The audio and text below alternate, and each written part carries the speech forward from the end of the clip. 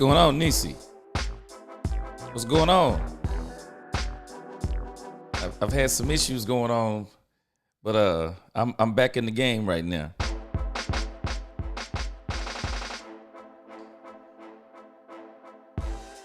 Hope everybody's doing well. As everybody comes in, we're gonna get started talking about these Dallas Cowboys. We got a lot to talk about. We're gonna have a lot to talk about all the way up until this Atlanta game. But we are not going to let this San Francisco 49er game go. We're not letting this game go, y'all, until we get to Wednesday. We'll let it go after Wednesday. We'll start talking about the Atlanta Falcons on Thursday, Friday, and hopefully Saturday. But we're not letting this go yet. Nisi, Jerry being Jerry. We're going to talk about Jerry today. We definitely going to talk about Jerry. What's up, Sam? Yeah, we about to get it started, man.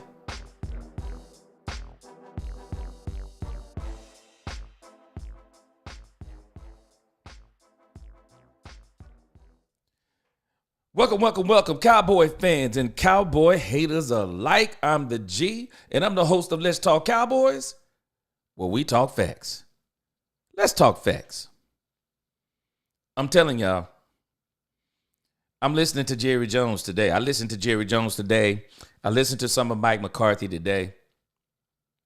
And I'm going to point out some things about Jerry Jones and Mike McCarthy that is strange. I'm telling us. Y'all better prepare yourselves for all you folk who hate Mike McCarthy. For all of us who keep talking about we want this change. Mike McCarthy got to go. All right. Y'all better listen to what I'm telling you. Jerry Jones. You keep listening to Jerry Jones. Jerry Jones knows exactly what Jerry Jones is doing. And don't be shocked if Mike McCarthy is back in Dallas next year. I don't think it'll be a 5-year deal if he's back in Dallas next year. But the Dallas Cowboy fans better get ready. I will not be surprised if Jerry Jones brings Mike McCarthy back, because Mike McCarthy, in whatever Jerry Jones is doing, I keep saying Jerry Jones knows what Jerry Jones is doing. We don't know what Jerry Jones is doing, and I think we do know what Jerry Jones is doing because he's told us what he's doing. He didn't do anything in free agency. He's already said, and I don't understand why every time a player comes available. I think there was a wide receiver today for the Carolina Panthers. Really good wide receiver. I mean, he got traded for chicken feed. 5th round draft pick. Everybody's like, oh, man, Cowboys should have got him. The Cowboys is lazy. The Cowboys, Jerry Jones has made his mind up. Jerry Jones knows what he's doing. I'm not saying he knows what he's doing. Jerry Jones knows what he's doing. And I'm going to show you today what's going on, Spider-Man. I'm going to show y'all this evening Jerry Jones and Mike McCarthy. They're all in on what's going on. And I told y'all, and I'm going to show you, Jerry said something I said, not just last week, but the week before. There's a reason why Dak Prescott not running. People don't understand all of this stuff. You got to look at what's going on. Man, this is not by accident. This is by design. Everything we're watching is by design, and we can hate it or love it. What's going on, Carl? We can hate it or love it. This stuff is by design, and I'm going to point some of this stuff out today. We ain't pulling no punches in this thing, Carl. Either way, he will get a coaching job because all know the situation. Carl, I'm telling us. They're all in on this. You ever had somebody play a joke on you? And everybody in the room is in on the joke. They all done got together. They done talked about the joke before. You come in the room, and then everybody in the room clowning, and you wonder why everybody acting all strange. And then you find out later on, surprise. Yeah, the joke on you because they were all in on the joke. They were all in on the joke. I'm going to show y'all Mike McCarthy was in on the joke. He's in on the joke. I'm going to show y'all. And Nisi, I don't know. I'm leaning with you a little bit because, Dak said something. I keep telling folk, Troy Aikman, Dak, what did Jerry mean when he said all in? I don't know what he mean. And then he gave us the exact scenario that's playing out right now. How was Dak Prescott able to do that? How was Dak Prescott able to say? Now, he said he had no clue of what Jerry Jones is doing. So now you got to help me out. How does somebody who don't know what Jerry Jones is doing, by accident, he tells us everything Jerry Jones is doing? Now, y'all going to have to help me. Now, I'm not the smartest man in the room, but there is something absolutely wrong. There is something absolutely wrong. Somebody is playing games here. And I'm not talking about football games. Somebody is playing games here.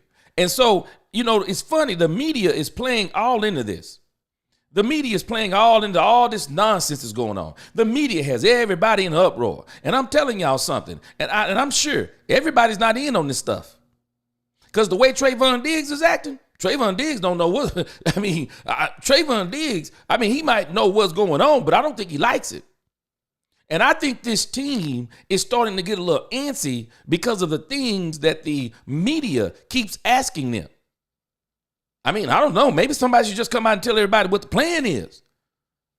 But the media is loving it. What's going on, Angie? The media is loving it. I want to run through a couple of things that we talked about on Friday, and then we're going to get into my notes for today. And I'm going to show you, we talked about Friday. We talked about what the Dallas Cowboys needed to do to win. And I'm going to tell you something that's strange in this whole issue. So we talked on Friday, and guess who came and played? Deebo Samuel. George Kittle killed us. Deebo Samuel killed us. Jordan Mason was a little bit hurt, but the Garindo kid, just like I figured would happen, the Garindo kid came in and Mike McCarthy gave us a full dose of this Garindo kid. And I'm telling you, this kid's going to be really good. This kid's going to be really good. He really put it in on the Dallas Cowboys. And so I want to look at some things we talked about. Let's see here. Let's go down the line. I'm just going to go through these real fast. But, the one thing that was strange to me when I talked about the keys, one of the things I talked about was CeeDee Lamb. Isn't it strange the day CeeDee Lamb had, especially in the fourth quarter? He really turned it on, didn't he? This was CeeDee Lamb out of the bye week. Out of the bye week last year. 14 targets, 12 receptions, 158 yards, 13.2 yards a catch, 2 touchdowns. Now, I find it to be strange that was his box score last year. And let's see if I can pull his box score up. I think I got it right here. Because I was looking at the box score, and I was like, this is strange to me how this turned out for CeeDee Lamb. Let's see here. Watch this, y'all. Look at how it turned out for CeeDee Lamb. CeeDee Lamb, 13 receptions, 146 yards, 11.2 per catch, 2 touchdowns, almost identical to how they came out. But the problem was Mike McCarthy and his inconsistent play calling. I talked about it on Monday, Dr. Jekyll and Mr. Hyde. On the drives where they scored, they ran the ball. On the drives where they didn't score, they didn't run the ball. So y'all help me out. If something is working, why would I go away from it? If it's working, why am I going away from it? Something is not right. You can't be that inept that you know something is working and you go away from it. It makes no sense. I heard they benched Dono. He said, called they bench him for the rest of the season and Hooker. Niners scheme, killing that mess. McCarthy chalk up, and then they players on offense showed up while ours looked confused. But I'm gonna just for a second, Angie, think about it though. Not when we ran the ball. When we ran the ball, we looked like a totally different team. It's like we looked like we knew what we were doing on the drives where we ran the ball. It was on the drives where McCarthy said, we're just going to pass the ball, that we looked like no one had a clue of what was going on. Nobody had a clue of what was going on. And so this thing with Mike McCarthy, this thing needs to be studied, because I'm going to show you in a few moments the thing that I don't understand is his demeanor and Jerry Jones' demeanor. I don't understand it, because I don't know about you, but I'm not a type of person who get comfortable with defeat. I don't get comfortable with defeat. This is the fourth straight time that the 49ers have put foots in the Dallas Cowboys. I told y'all last week, somebody getting fired. I told y'all yesterday, somebody getting fired if it's me. Somebody getting fired if it's me. I don't care if it's the ball boy. Somebody getting fired. The Dallas Cowboys, I'm going to show y'all their demeanor. But I want to look real quick again at what I talked about last week, what they need to do, and we talked on Friday. So, one, we talked about they need to get creative with CD Lamb. I don't really think they necessarily got creative with CD Lamb, but I think that the San Francisco 49ers almost tried to walk into the locker room after they got up in that third quarter, not realizing that Dak Prescott's going to keep playing. And so CD Lamb started eating on them, and the defense rose back up to the occasion. We talked about spreading the ball around. Guess what didn't happen? The Dallas Cowboys didn't spread the ball around. The Dallas Cowboys absolutely did not spread the ball around. It was basically back to CD Lamb or bust. It was CD Lamb or bust. And I don't understand that mentality. You're not going to win like that. You're not going to win like that. And what bothers me is, see, when I see this type of nonsense, it has Jerry Jones and Stephen Jones written all over it. It's Jerry Jones and Stephen Jones written all over it. And we can say what we want to, but it's them written all over it. Watch this box score. Tell me this isn't literally insanity. Look at this. This is literal insanity. CeeDee Lamb, 13 for 146. Jalen Tolbert, 3 for 44? Who are you beating with Jalen Tolbert, 3 for 44? Who you beating? Look at Jake Ferguson, 6 for 23? Who are you beating? Who are you beating? Kevontae Turpin, 1 for 16. Who are you beating? Dalvin Cook, 1 for 10. Ezekiel Elliott, 1 for 4. Y'all tell me, who are you beating with that nonsense right there? Who are you beating? CeeDee Lamb, 146 yards. Okay, that's great. What about the rest of these guys? What about the rest of these guys? And I don't care what, you know what? I'm not pulling no punches on Mike McCarthy. This dude know what he doing. This dude know what he doing, y'all. And I don't know. I don't want to be a quote unquote conspiracy theorist, but this dude has to know what he's doing. There is no way you thought you were going to win that game with this nonsense other than CeeDee Lamb.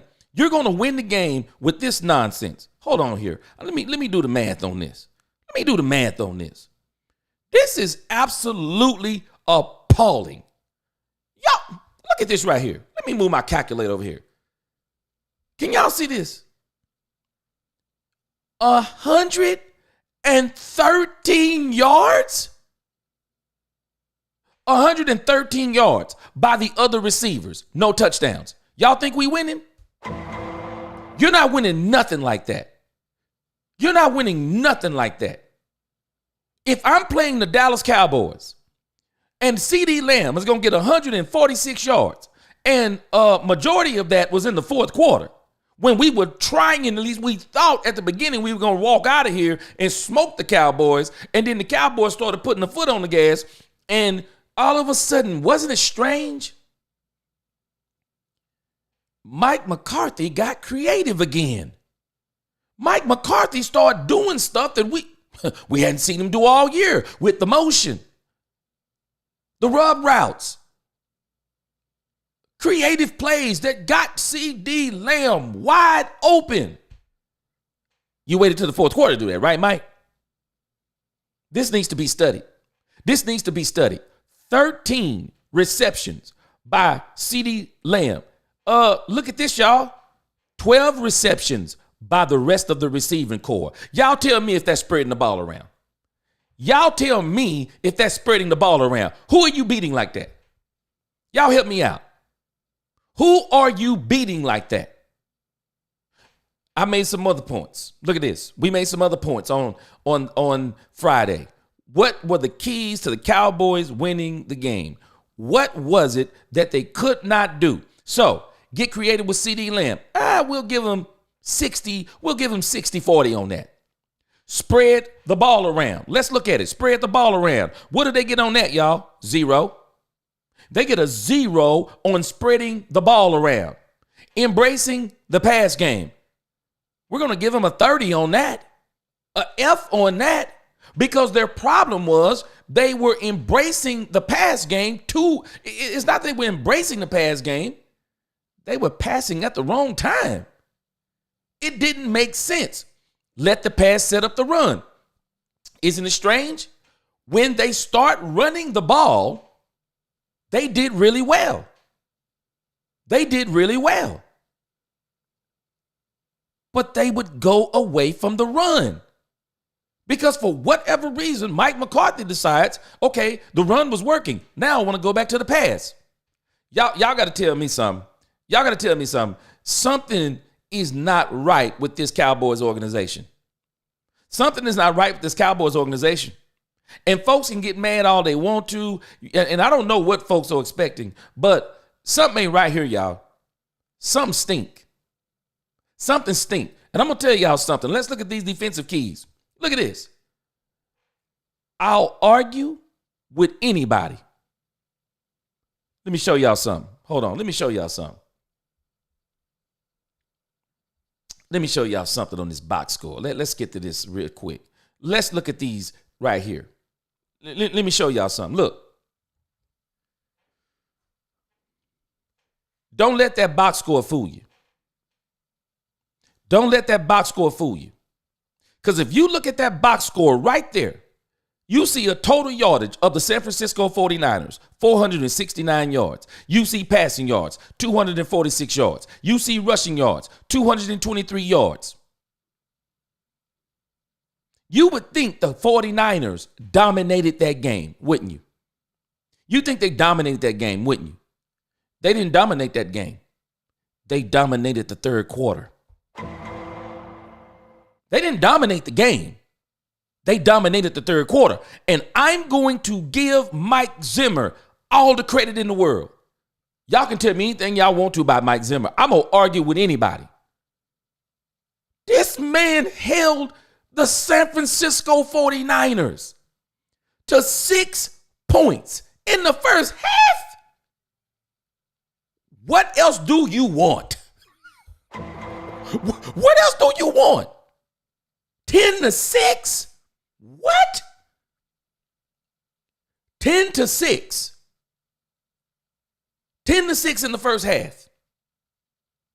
Came out in the third quarter. And I'm putting this on Dak Prescott and Mike McCarthy.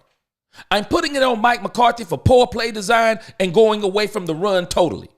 In the third quarter, this man went totally away from the run. But I'm blaming Dak Prescott for forcing that ball to CD Lamb when CD Lamb just wasn't open. He just wasn't open. Dak Prescott, you got to throw that ball away, man. Dak Prescott gave the San Francisco 49ers a 10-point swing. Dak, my man to the end for this team. I'm riding with Dak. But I'm going to tell him while I'm in the car, Dak, you got to stop this stuff, man. You got to stop this forcing the ball to CeeDee Lamb.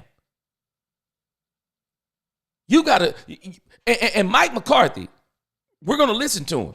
He took responsibility for that interception. You know why? Y'all want to hear the worst play design in the world on that interception in the third quarter? Y'all want to hear the worst play design ever? Help me out. I'm a right-handed quarterback. And you're going to roll me out to the left side. You're going to roll me out to the left side. And then you're going to fix it to where the play is designed for me to roll to my left as a right-handed quarterback. And so now when I throw the ball, if y'all can see my motion, this means I got to reach back to the right side because I'm right-handed and I'm running to the left and I got to throw it to a wide receiver who's on the left. Tell me, does that make sense? Who makes a play like that? Now, if I'm a left-handed quarterback and I'm rolling out to my left, that's a natural throw for a left-handed quarterback. He's probably going to be able to get a little bit of height on that ball, little air up under it. Maybe he can sneak it over the top. That was a dumb play design. If you're going to roll Dak Prescott out, you roll him out to the right. That's what you do. That's what you do. Poor play design. Over and over and over again. Mike McCarthy continues to put this team in situations to where it cannot succeed. And I don't care nothing about this young team. That team could have beat the 49ers with ease. They dominated them basically. If the Cowboys don't falter with 1 minute and 30 seconds to go in the second quarter, if they don't go 3 and out, and if they go and make that 17-6 or 13-6, I'm telling you, 17-6, the 49ers were done. They were done because that changes the complexity of the game. Now Mike Zimmer get to go and say, okay, I can do some things now. I got a little bit of credit built up. It's 17-6. I can take some chances. I can take some chances on Purdy now. Now I can run some blitzes on Purdy. Now I can do some things. It's 17-6. Nope. We go in at the half and it's within reach for the 49ers. And if I'm the 49ers, this is exactly what I wanted. It's 10-6. This is exactly, if I'm him, this is what I want. This is what I want. I want this game to be close. Because when we come out in the second quarter, watch this, y'all. Y'all know the one thing that the Dallas Cowboys have been terrible at ever since Mike McCarthy has been with the team? Second half adjustments. We don't do well with second half adjustments. Where other teams do really well, we don't do well with that. So this game, the fact that it was 10-6 in the first half, that played into the hands of the San Francisco 49ers. That played into the hands of the San Francisco 49ers. So now I want to take us to Jerry Jones, because this is why I say there's something wrong in Dallas. There's something wrong in Dallas. You gotta hear. If you have not heard this interview, I'm about to blow your mind with some of the snippets from this interview. I'm gonna point some things out as we go. Let me go through some comments here. I'm pretty far behind. I'm pretty far behind. Let me see if I can pick up here. Nisi says, keep all the plays from the second half of the Pittsburgh game. Mike McCarthy, I don't know what happened, but it's like he just said, hey, whatever's working, let's stop doing it. Whatever's working, let's not do whatever's working. Whatever's working, let's not do it. Let's not do it. Angie said Niner scheme killing you. We talked about that. I don't understand the pass happy logic. And it was strange because it wasn't the whole time.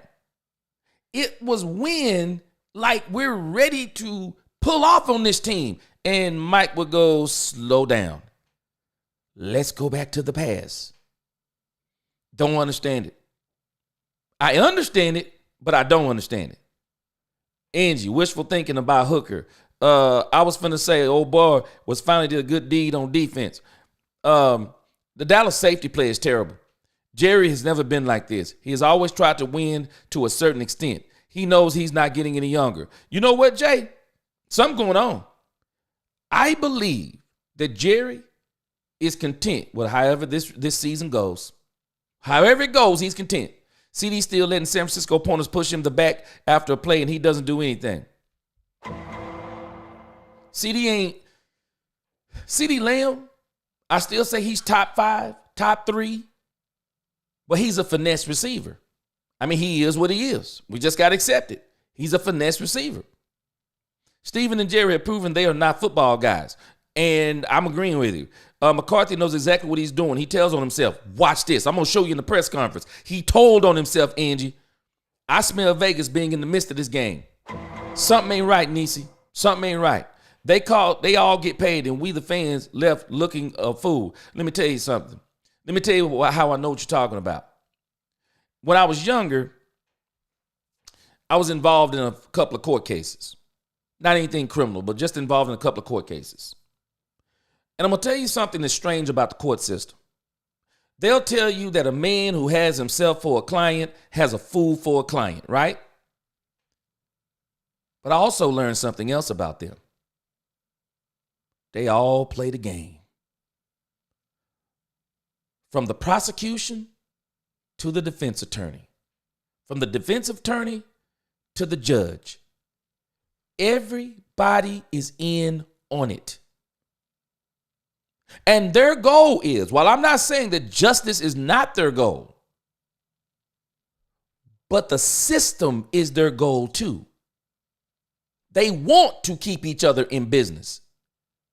They don't want you representing yourself because that keeps someone who's in the system without a job. And they want every one of them in the system because that's how the system works. It doesn't work well if they are not working the system. If you come in there and defeat their prosecutors without a lawyer, then you defeat the system. They don't want you to defeat the system. The system is the system. And the system, they want it to work. They want it to operate because they all get paid. You're in there paying people, your life on the line. And them folk are having dinner on Saturday night. You got somebody arguing for your life, and you don't even realize this guy who he's arguing with, they're friends. They're friends when the case is not going on. I don't need nobody like that. I don't want people being, no, I want Johnny Cochran as my lawyer. Folks hated to see Johnny Cochran coming. I remember when Michael Jackson settled and Johnny Cochran was his lawyer. Johnny Cochran called Michael Jackson up and told him, don't you ever in your life, if you have me as your lawyer, don't you ever settle again. I don't settle cases, I win cases. Johnny Cochran would tear the system up too because he was all about winning for his client. But a lot of these guys, y'all don't understand. Some of y'all do know and understand. It's a system. And the NFL is a system. And I'm telling you, something not right in Dallas. Something's not right. Jay says Big Mike panics. I'm going to show you something about Mike. I get paid every 2 weeks, and I wish my supervisor would give me my teammates' job to do. Spread it to the other team members. They clearly expecting Dak to win with his arm since he got paid. Angie, do they really expect Dak to win? How do you expect him to win? You're not giving me anything to win. You're not calling plays for him to win. Something's not right. Something's not right. Piss poor decision, making that throw from Dak. And the play too. The play was dumb. Who rolls out a right-handed quarterback to the left? He's literally got to reposition his body to throw that football. Terrible, terrible play design. We have to ask ourselves, was it Kellen Moore or Mike not running the ball? I remember Mike McCarthy said, I just want to run the ball. It's funny. He ain't running it. He ain't running it. Mike and Kellen was a scapegoat, or maybe both. Facts. 1 quarter dominance. Third quarter was good enough. I'm telling y'all, that third quarter was crazy. Owner or not, you have to be a better play caller. Yes, no doubt. And it's poor play design by Mike McCarthy. Irv. Yep, that was a bad play by Dak. No doubt about it. No doubt about it. But I'm telling y'all, you got to ask yourself, Dak saw that. Dak saw that too. And we'll deal with Dak tomorrow in his press conference. But what I'm tripping on is these guys' demeanor. Irv, yes, should have kept running the ball. There is more to your $60 million quarterback. He can run and throw on the run. Oh, boy, we're going to get to that, Nisi. We're going to get to that. Jerry answered that question. Facts G on the court system. It's all. Notice what you said, Nisi? Court system. Court system. And Jerry, and I'm telling you, Jerry and Mike is in on this. What killed me was the last drive. We had 3 minutes. Mike panicked, burned all his timeouts and acted like we had to go 7 yards in 2 plays. We had plenty of time to work down the field. Why didn't he run the ball? Isn't it strange? Why didn't he run the ball? Boy, you got San Francisco on the ropes. Man, you throw in a couple of run plays. Take time off the clock. Make them burn some timeouts. Make them readjust what they're doing. Cowboys should have won that game. They gave it away. I said it yesterday. They gave it away. Fact Spider-Man, they had enough time to score and control the time of possession. Has this not been Mike McCarthy's Achilles heel? Clock management? Situational football? Mike McCarthy sometimes wants to be the smartest man in the room, and he's the dumbest. But I'm starting to wonder now, is this by design? Samuel Porter, he didn't trust the run. Watch this. Let's go through some. I want you to listen to Jerry Jones on 105.3 The Fan. And y'all tell me what y'all think. It was his opening line.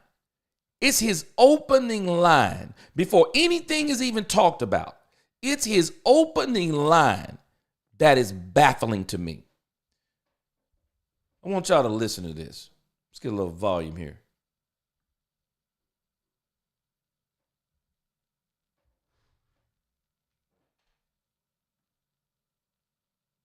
Guys, what were your thoughts on the game? Well, I thought that we knew we were going out there to play a really good team, and we basically, I wish we could have eliminated the third quarter. Yeah.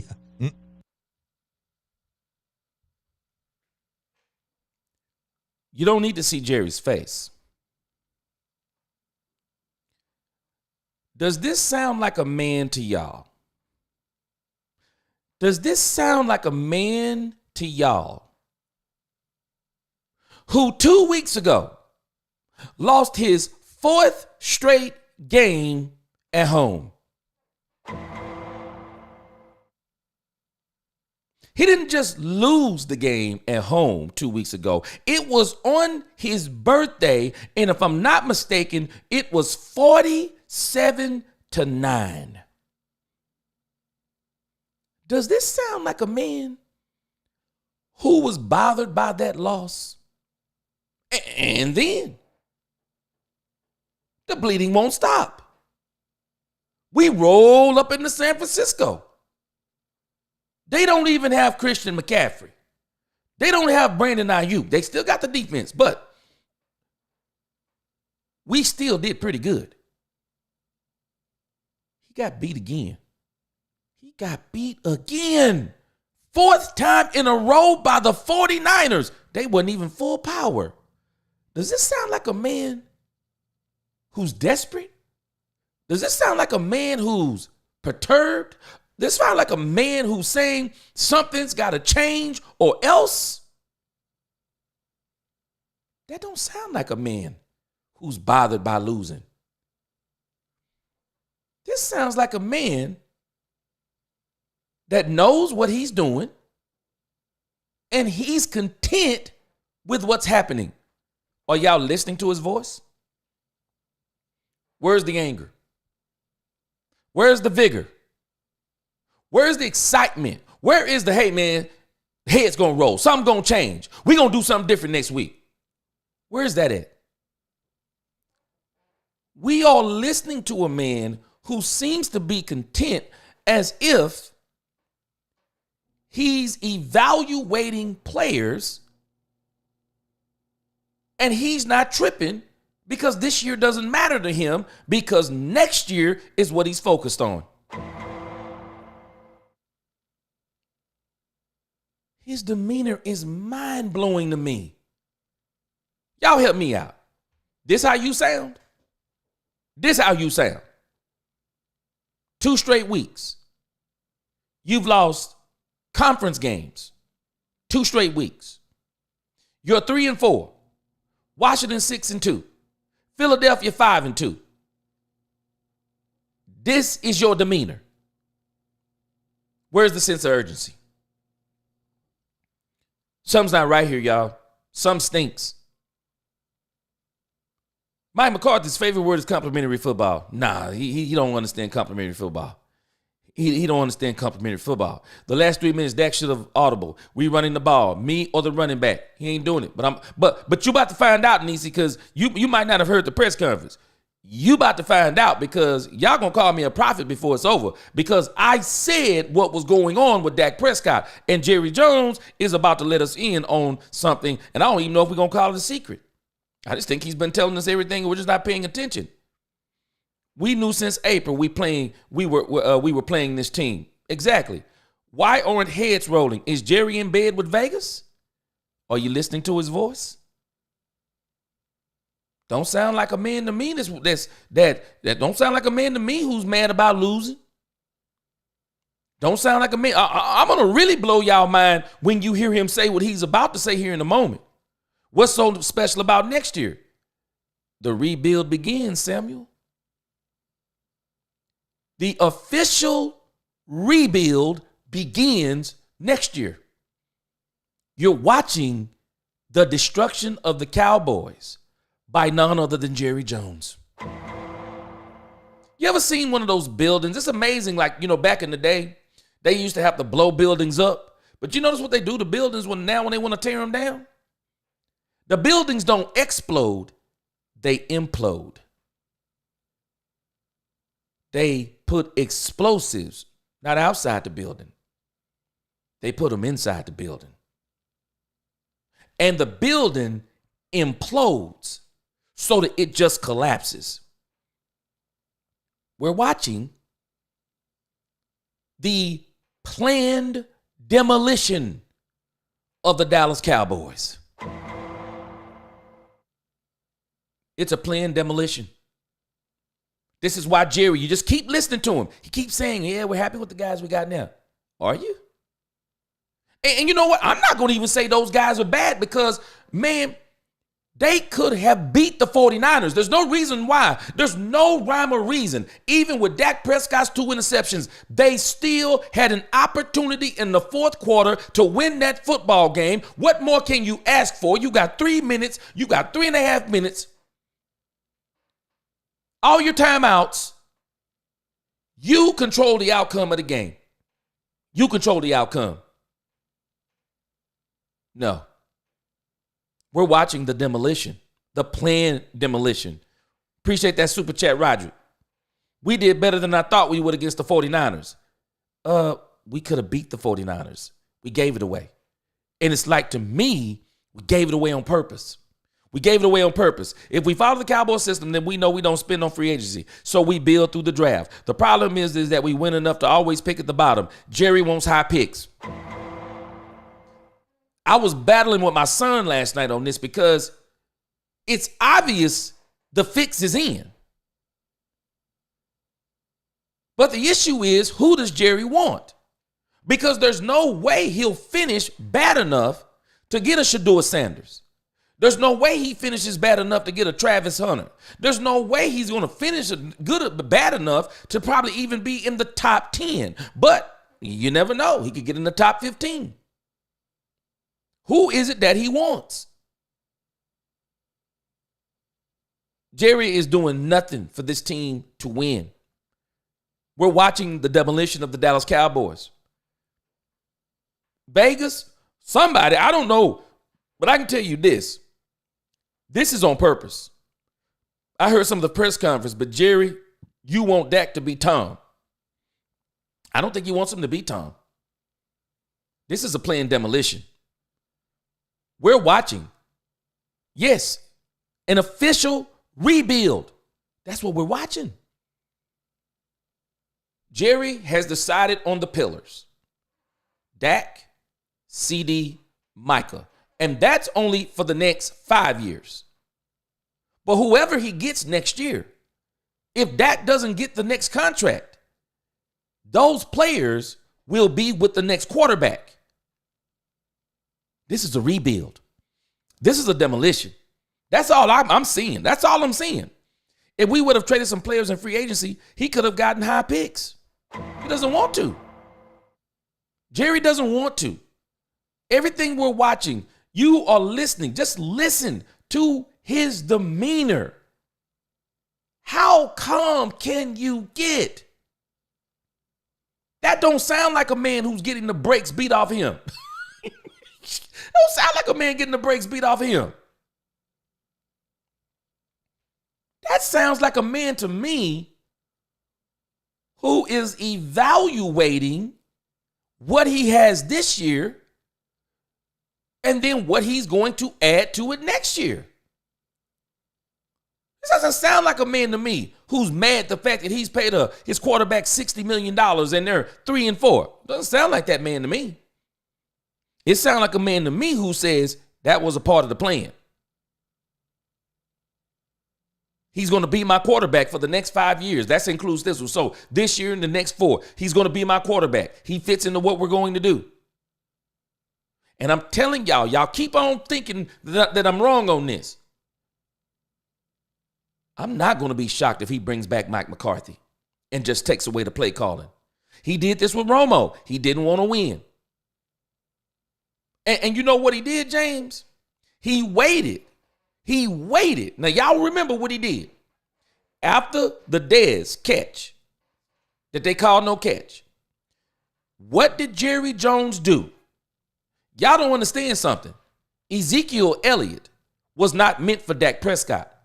Ezekiel Elliott was supposed to be the answer for Tony Romo to finally get his Super Bowl. Because everybody was saying, okay, they saw what they did with DeMarco Murray. So what did Jerry Jones do? He let go of DeMarco Murray. And what did he do? He went and got Zeke. Zeke was supposed to be with Tony Romo. But Tony Romo, by that time, he was so rickety and raggedy.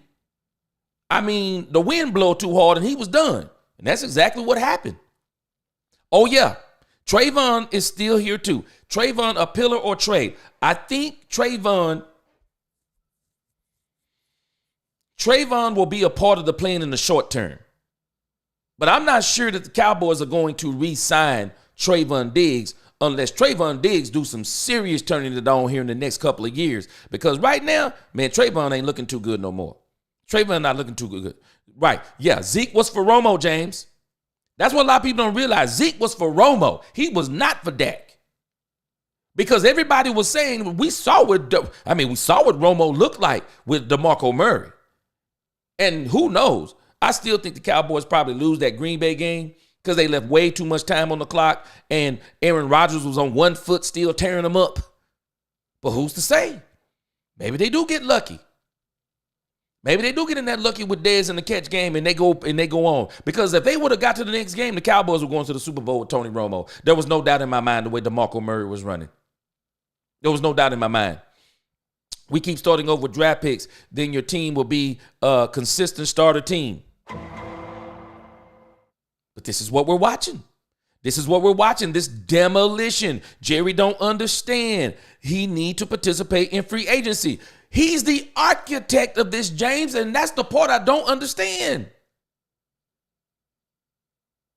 When Jerry said back in them days when he was looking like, you could tell Jerry was a playboy when he first bought the Cowboys. I mean, he had the hair all looking good, hardly no wrinkles in his face, and Jerry said, we must win. There is no substitute for winning. And what did he do? Jerry went out. Not only draft picks, traded Herschel Walker, brought in free agents, Deion Sanders, Charles Haley, others. They won the games. They literally got Deion Sanders.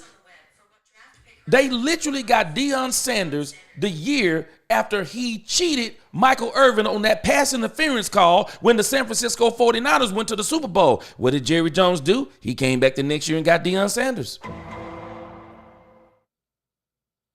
But Jerry also saw that money coming. Jerry was he started working out those endorsement deals. Jerry was behind the scenes. Jerry was working out them TV deals. Jerry was working out, making all this money for the NFL. Jerry Jones saw it coming. And what did he do? Guys, we need a salary cap. And the very thing that he helped implement, he now can't beat it. And I don't even think that he can't beat it. He refuses to do it the way that he used to do it. While other teams, have y'all noticed what these other teams are doing? Isn't it strange? Baltimore Ravens, what was it? Was that Monday night? The Baltimore Ravens looked like world beaters. And I'm thinking there's no way no one's going to stop this team. They're world beaters. Isn't it strange? They lost to the Cleveland Browns. And what did they come out and do today? They went out and got another wide receiver.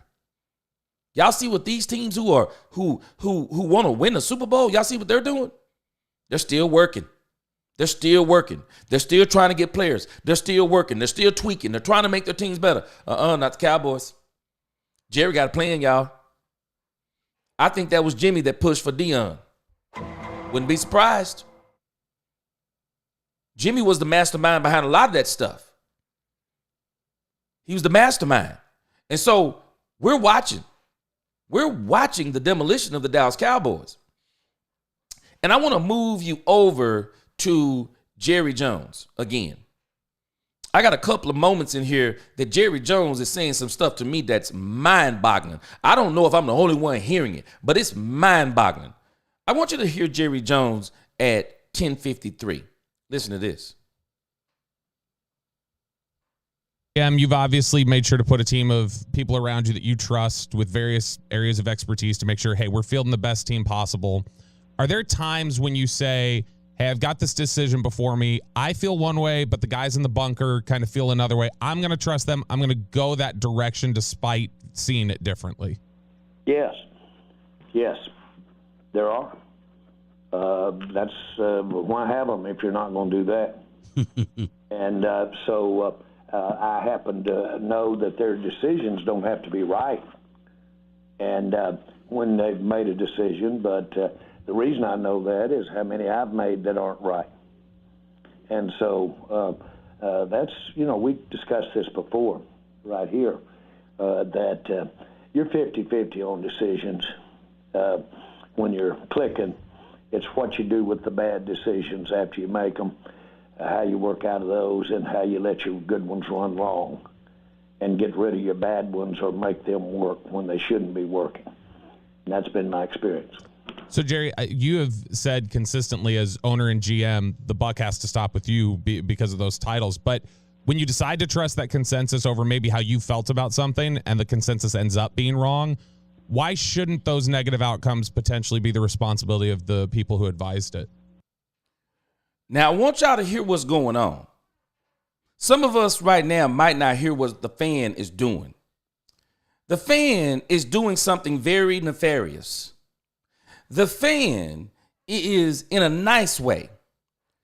They're asking Jerry, does he regret the decisions that he's made with this team? Are y'all listening?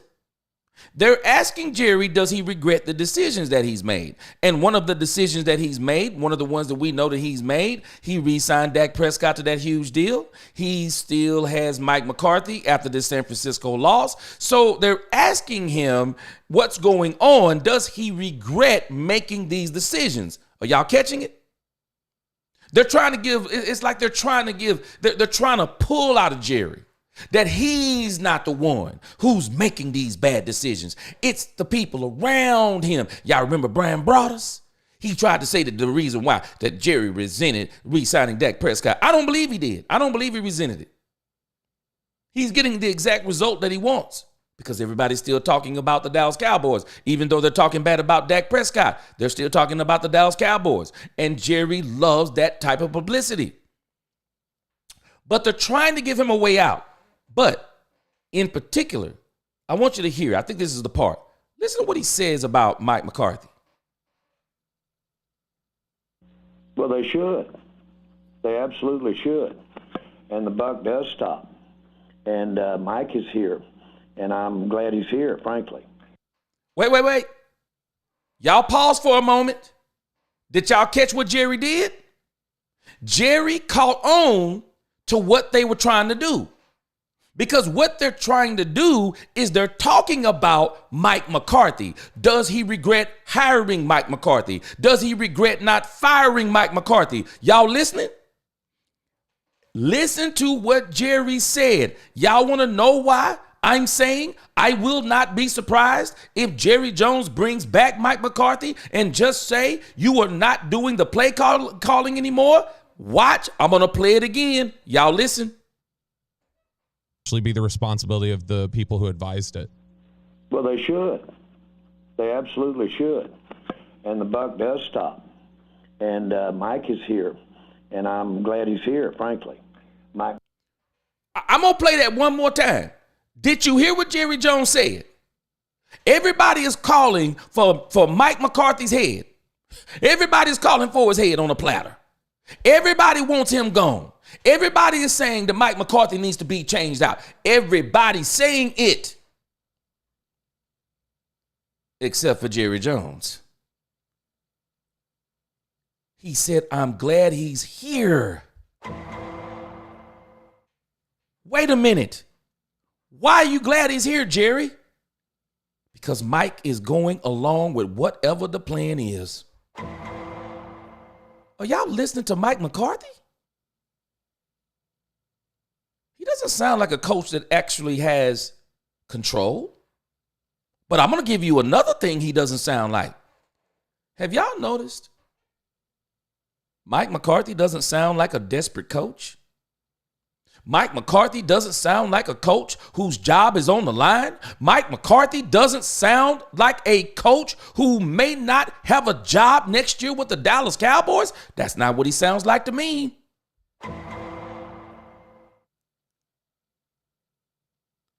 Mike McCarthy sounds like someone who either has job security or he's ready to leave or he's in on the plan. Are y'all hearing this? This is mind-blowing. Let's play it one more time, as the band say. Just one more time. Actually be the responsibility of the people who advised it. Well, they should. They absolutely should. And the buck does stop. And Mike is here. And I'm glad he's here, frankly. What?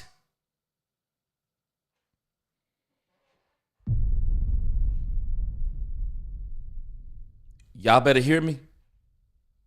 I'm telling y'all. And that's why I said, Jerry said this last week about Wade Phillips. If he could go back and do it again when the Cowboys were 1-7, he wished he would have listened to Wade Phillips because Wade Phillips was saying he needed a defensive coordinator, and that defensive coordinator was him, and he should have allowed him to be that defensive coordinator and coach his last season. Jerry fired him mid-season, and Jerry said, I've regretted it ever since. Did y'all hear what he said last week? I don't care if the Pittsburgh game was the last game we won. I'm not firing Mike McCarthy. Because this is a part of the plan. If Mike McCarthy go 3-14, we got a high draft pick. And I don't know who he has his eye on, but it's the only logical thing. It's the only thing that makes sense. It's the only thing that makes sense. And so when you listening to this whole situation, Jerry Jones sounds absolutely 100% content. 100% content. 100%. I don't hear nothing in the mind of Jerry Jones that speaks to he's upset about what's going on? He said he's glad Mike McCarthy is here. Wow. That's all I can tell you. Mike McCarthy. But Mike's here at my volition, and that's what you deal with when you make decisions. You guys do it every day when you get to your decision, and you can make decisions in the spot I'm in. You can make decisions by acquiesce to the decision. You can make them of your own volition, where you say, we're going this way. I know you guys see it that way. We're going this way. I've done it all my life. Jerry Jones here on Sean and RJ every Tuesday. Did y'all catch what Jerry Jones did? Boy, I give Jerry Jones credit, though, boy. That boy Jerry Jones, Jerry built different. Y'all hear what Jerry Jones basically told the fan? Jerry Jones basically told the fan, you can say whatever you want to say, but I don't regret Mike McCarthy being here. I'm glad Mike McCarthy is here. Y'all tell me in the chat, who would agree with Jerry right now? Who would agree with Jerry right now? Because I guarantee you, I don't know anybody who would think that Jerry is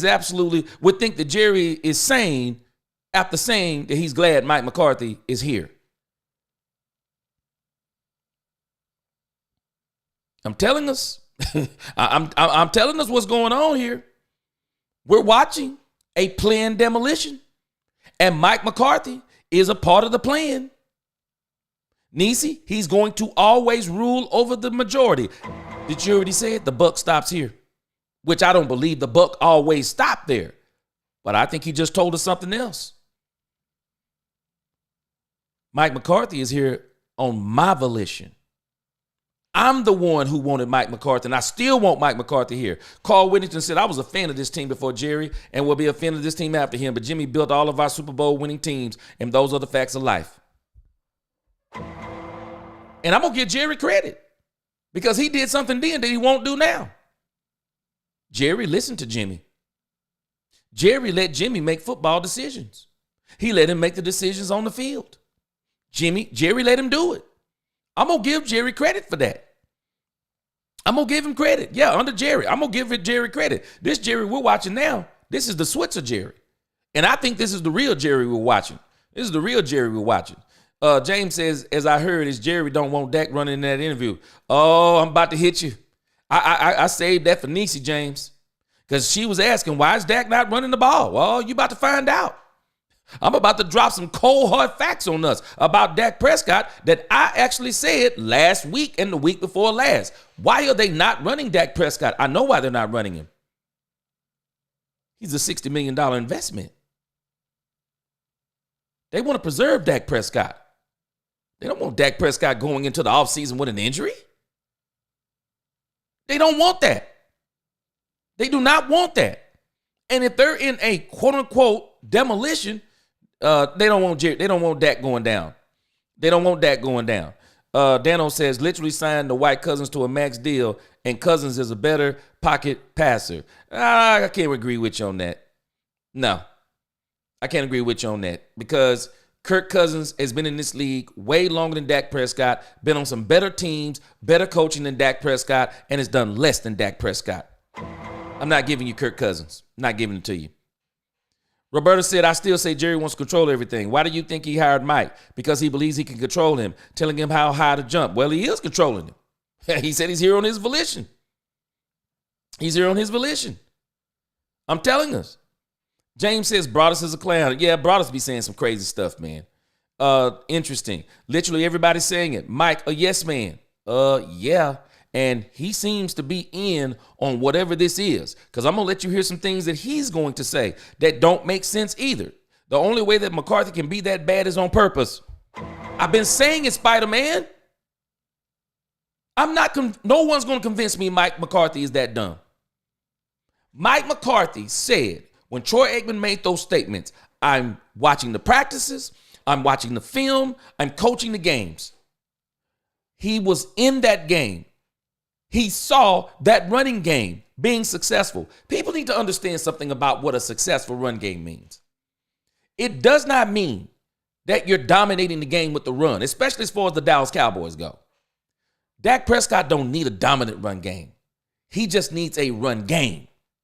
That's all Dak Prescott needs. He just needs a little bit of that element of there's a chance we might run. Because now I can play action pass you because Dak Prescott is a very good play action pass quarterback. That was his strengths coming out of college. Go look at his draft grade. That's what he was. That's what he was. Mississippi State. That's what he was. He ate off play action pass. He ate off running the ball, read options, plays breaking down. Dak Prescott was doing that. Now we're letting him sit back there, at least this year, because there seems to be a plan in place. Only hope is we trade Dak. Man, don't know. Come on, man. Maybe we have to give up a second that we're done with these cap. Dano, are you paying attention? How do you get rid of Dak Prescott? He just signed a 4-year extension. $44 million this year. $230 million over 4 years. Still has a no trade clause. So you got to explain how do you trade Dak Prescott. And you're not getting a second round draft pick with Dak Prescott. You're getting a first round draft pick, but no one's going to trade for Dak Prescott in that contract now. And maybe somebody like the Raiders would. Maybe the Carolina Panthers would. Maybe they would trade for that contract. But Dak would have to approve it. Dak would have to approve it. And if Dak wanted to go somewhere else, he wouldn't have signed the contract. Dak ain't going nowhere. Dak loves the Dallas Cowboys. Mike talks like he's trying very hard not to forget his rehearsed lines given by Jerry. Yep, we're watching the games, Dan. We're watching the games, Dano. They got Dak Prescott with two hands tied behind his back. I'm sorry, but when Dan Orlovsky starts defending Dak Prescott, I know something wrong. And he's been doing it every single week. They're all defending Dak Prescott because they know it. There is nobody in this league right now being asked to do more with less. Dak Prescott right now is trying to stay upright. Roberta Bacon said we could have had Dan Quinn. You know what? I think that was in the works. But I think that Dan Quinn got tired of waiting. And not only did Dan Quinn get tired of waiting, I think the straw that broke the camel's back with Dan Quinn is when the Cowboys wouldn't get Bobby Wagner. Do we see who on his team now? And I believe Bobby Wagner on that team last year changed his life for Dallas Cowboys because I believe they would have been able to stop the run. James says, then, yes, Eli Manning won 2 Super Bowls. That's lazy analysis. It takes more than a quarterback. Let me help y'all out with something, James. Let me help him out, James. Eli Manning didn't win 2 Super Bowls. The New York Giants pass rush won 2 Super Bowls. Steve Spagnuolo, defensive coordinator now for the Kansas City Chiefs, he helped win those Super Bowls. The New York Giants were absolutely loaded on defense, and that's why they beat the New England Patriots. Go check the tape. Go check the tape. Eli Manning didn't outduel, quote unquote, Tom Brady. His defense put the kebab on Tom Brady is what happened. Defense win championships every single time. I agree with Jerry on Mike. He said he's glad he's here. James Hill, different scenario and Manning much better arm. Quarterbacks were not controlling the cap then. They were not controlling the cap then, but you better believe. I don't care what you say, Dano. Go back and look at that defense. They were second to none. Dano, you on something. Carl says, people keep forgetting. Dak was wearing a boot because he was hiding an injury in the offseason. He can't run right now. Something was going on with that. I want to see how that turns out at the end of the season. James said, what did I say wrong? Stay delusional. I don't necessarily think he's delusional. I just think the facts is that Eli Manning did not beat the New England Patriots. That team beat the New England Patriots because they had a super defense. I mean, that's like saying that Trent Dilfer is better than Dan Marino. Is Trent Dilfer better than Dan Marino?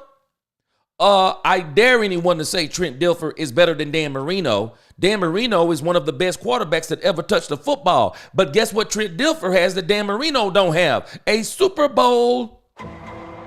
Guess why Trent Dilfer has a Super Bowl? He had a defense that was, you could do nothing against that defense. You could do absolutely nothing against Ray Lewis and that defense. Defense wins championships. As Pat Mahomes. Pat Mahomes didn't win that Super Bowl last year. Pat Mahomes' defense won that Super Bowl last year. Pacheco running the ball last year won that Super Bowl. And you tell me, how is it that Pat Mahomes has the same amount of interceptions as Dak Prescott? He has less yards than Dak Prescott, less touchdowns than Dak Prescott. He's rated. What's going on that his rating is not much better, if better, than Dak Prescott? How was he 7-0? The defense. No one has scored two touchdowns on that team. No one has scored more than 2 touchdowns on the Kansas City Chiefs all season long. I mean, they got the 3rd best rusher in the league. You tell me, is it Patrick Mahomes this year? He is having a mediocre year at best. Defense wins championships. What's going on, Rowdy? Yes, James, better arm. You don't really believe that. Giants fans don't believe that either. There's a reason why nobody wants to put Eli Manning with 2 Super Bowls in the Hall of Fame. Everybody is fighting against it. Comparing yards when Manning started in 2004 is totally different. You're looking at stats. No, we're looking at what's going on the field. Eli Manning was not better than that. Carl says, I just got to say people saying Zeke is washed, but he was never good without at least 10 plus carries per game, which he does not get. You know what? I'm going to do a whole expose on Zeke this week. We're going to do a whole expose on Zeke because I don't have a problem with Zeke. But what I do have a problem with is this Dallas Cowboy team and what they did as it applies to Zeke. I agree Dak was great in play action and being mobile. And now I agree. Choices for Dak, options. My point is takes a team. Patrick Mahomes right now is worse than Dak. Yep, I just made that point. They're undefeated because they have the number 1 defense in the run game. No doubt. No doubt. Defense wins championships. I'm agreeing with you. He's not the player he used to be. Defense wins championships. Dak is in on it too. I'm starting to wonder, Angie, because I still say in that interview, I don't understand how he didn't know what Jerry was talking about, and he seems to know exactly what he's talking about. Carl says, was Jack being under that contract, they might get an eighth of Dak Prescott, not Jack. Being under that contract, they might get an eighth of weed. Nah, Jerry and them wouldn't do nothing with it. They wouldn't do nothing with it. Love Dak's play before his injury. He's not a prolific passer. I think he is when he has the right things around him. And right now, we're never going to know what Dak is because they have Dak. They have absolutely nothing around Dak. Some people blame the quarterback, especially if his name is Dak. I can tell you this. A lot of the pundits aren't blaming Dak. We got some are, but a lot of them are coming to Dak Prescott's defense because you have to be deaf, dumb, and blind not to see that the fix is in. They've given this man absolutely nothing to win with. If you trade Dak, you run the risk of getting a quarterback that pulls himself from the game. See Indy. Not to mention, they're not getting rid of Dak. There's no way. No way. Brad Johnson won a Super Bowl when he blows. Just saying. There are a lot of quarterbacks who have won Super Bowls, and they were not better than Dak Prescott. Definitely, because every time we argue this, I'm going to go back to Dan Marino. I'm telling you guys, we don't. Sometimes we don't understand what we're saying. Brad Johnson was not taking so much cap room. Dano, this is not a cap problem. The Cowboys have $20 million. They could have went and got this wide receiver from the Carolina Panthers today. They have $20 million. Do you also know they got a switch on Trey Lance's contract right now, Terrence Steele contract right now, Dak Prescott's contract right now, CeeDee Lamb contract right now, and watch what they do. They're going to flip those switches next year, and you're going to see where the Dallas Cowboys are going to accumulate more than 70, 80, 90, $100 million on the cap. They can do it anytime they want to. They build that into those contracts. What we are watching from the Dallas Cowboys is poor cap management. They could have signed CeeDee Lamb early, saved $5 or $6 million. They could have signed Dak Prescott early, could have saved $10 to $15 million, especially if they were not dangling Trey Lance in front of the eyes of everybody, spending the entire training camp in the preseason, can Trey Lance play? Dak said, no, I'm not giving you a discount. No, they shot themselves in the foot. It's called poor cap management. It's not Dak Prescott's job to manage the cap. It's theirs. James said, I'm just saying, lazy analysis always thinks it's on the quarterback wins games. Football is the ultimate team sport. Yes, said it yesterday.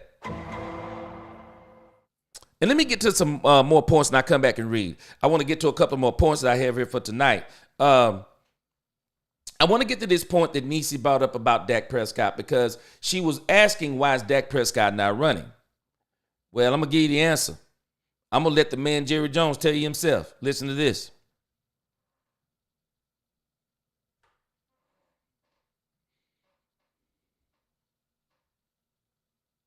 Hold on just a second. Let's skip this ad right here.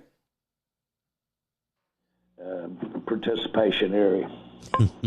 Jerry, Dak seems to be a little hesitant to run with the ball this year, and the numbers show that he's had kind of a decline in terms of the number of rushing attempts he has each game. Is it a symptom of Dak's just not able to run like he used to, or is he choosing not to? I think it's both. You really don't want to see him you don't want to see him really take off with that ball. These guys, these quarterbacks that run, they're going to get injured. And did y'all hear that? Never let Jerry Jones fool you. When Jerry Jones is implying something, when Jerry Jones is matter-of-factly saying something, it's not matter-of-factly, it's a fact. Jerry Jones is saying for Dak Prescott to not run the ball and not get hurt. Jerry got plans for next year, and I can't tell you what those plans are. But Jerry Jones is not concerned about this season anymore. Jerry Jones is doing evaluation during this season. This is all he's doing. They're gearing up for whatever it is they're going to do in the draft. That's what they're gearing up for. And I will not be surprised. I will not be surprised if they wound up doing something in free agency next year. I wouldn't be surprised. It won't be something big, but I will not be surprised if they do something. But Jerry has a plan. Jerry has a plan. And I think what Jerry is doing, he's going to see how it turns out. If they wind up winning, in spite of him, in spite of Mike McCarthy, if they wind up winning, they wind up going to the playoffs, well, what are we going to say about Jerry Jones? Or is everybody going to apologize if this team makes the playoffs? What if this team makes the playoffs? Y'all do realize that the year that Mike McCarthy went to the Super Bowl, he was 10-6. They went on the road. They got on the run at the end of the season. They got in the playoffs and they beat everybody. And I'm sure Mike McCarthy is telling that same story. I'm sure he's telling that same story. So for me, this is why for me, I'm not getting worked up like so many people. I'm not really worked up about the Cowboys. I got to see how the season turns out. I can't sit here and collapse at 3-4. I just can't do it because one thing I know about football is a battle of attrition. It's a battle of attrition. And I've always told my wife this. It's a battle of attrition. Who can be the healthiest down the stretch? Right now, the Cowboys are getting all their injuries. I'd rather they get those injuries early than late. I would rather them be in position to make a run late than to make a run early and get injured and falter down the line. I'd rather this young team take their bumps and bruises now. Adversity early rather than adversity late. Because if we get adversity early, it will build us for what we have to do late. I would rather see that with this team myself. I don't want to see a whole bunch of injuries at the end. I want to see us get healthy at the end. And we can string together some games. We got to understand something. The Cowboys are 3-4. They can still get in the playoffs. The playoffs are not far-fetched. There's a lot of football to be played. There's a lot that can happen in 10 games. Who knows who else loses? Who knows who else gets hurt going down the stretch? It's a battle of attrition. And so Jerry, he's evaluating. Jerry's saying it is what it is with this team. It is what it is. They win, I'm good. They lose, I'm good. But I'm not going to do anything for them to win. I'm not going to do them any favors. That's why I don't understand people. Every time people keep talking about, oh man, every time a player come available, Jerry is showing how dumb he is. No, Jerry is showing y'all he's sticking to what he said. He's not bringing in anybody. Why do we keep making this stuff in the story? It's not a story. How can it be a story if Jerry has already said he's not bringing in anybody? It can't be a story. There's no story there. We're just rehashing the same story over and over. Jerry has already said. He done with that. He done with that. And you see now, Niecy, this is coming from Jerry Jones. You hear what Jerry Jones said? Those quarterbacks that run, they get hurt. You hear what Jerry just said? I don't want Dak Prescott hurt. Whether we say he loves Dak Prescott or disrespected him or not, I can tell you what he's saying. Nah, we don't want Dak. We don't want Dak hurt. We do not want Dak Prescott hurt. So watch this. You know what we want Dak to do? I hate to say it, y'all. Stay healthy, Dak. Cruise through this season. Do what you have to do to stay healthy this season. But whatever you do, don't get hurt. Don't get hurt. And Jerry just said it. I mean, there's no arguing it. Jerry just told us. They asked him, why is Dak running the ball less? Can I translate? Because I told him to. I told him not to run. I told Mike McCarthy, don't get Dak hurt. And you got to ask yourself, I think Angie's been saying it. Angie's been saying, Dak's in on it. Angie, Dak ain't trying to get hurt either. I have watched Dak Prescott in at least 3 of these games. I've watched Dak Prescott in 3 of these games where I said, Dak Prescott on that read option could have easily ran the ball and probably picked up 15, 20 yards. I've seen it in at least 3 of these games. Dak knows what's going on. I don't know to what degree, but Dak knows what's going on. And Dak is partially a part of the plan. And Dak is also trying to keep himself upright. He's trying to keep himself upright. Dano said without Mahomes, he's the best all-time in clutch drives. False. False, Dano.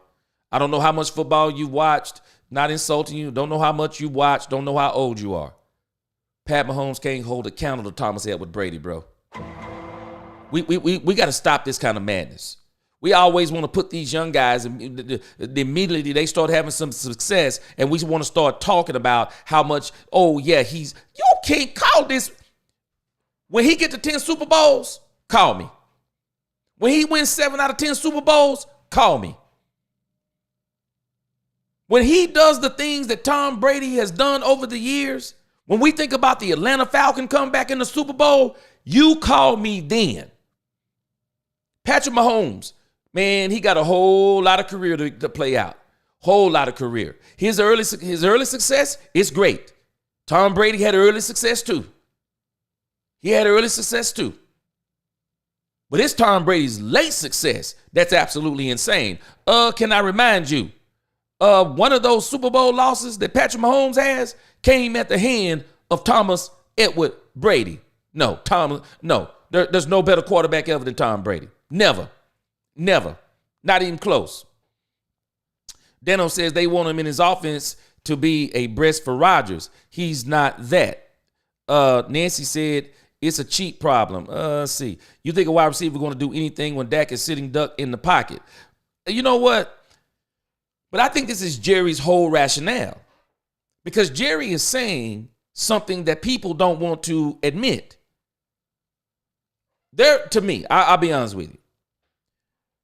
I think there is only one player that the Dallas Cowboys could have truly got that would have made a difference this season. I'm going to push back against Jerry Jones. I just think Derrick Henry makes a difference. I don't care if he's not having the same season that he's having with the Baltimore Ravens. The fact that that man is in the backfield makes that defense say, you know what? We got to stop this big old joker today. I mean, you know what? He might not run all over us. But see, now you got a choice. You either going to stack the box and stop Derrick Henry, or you're going to drop in that cover 2 and you're going to stop CeeDee Lamb and Dak Prescott. Boy, that's a choice right there.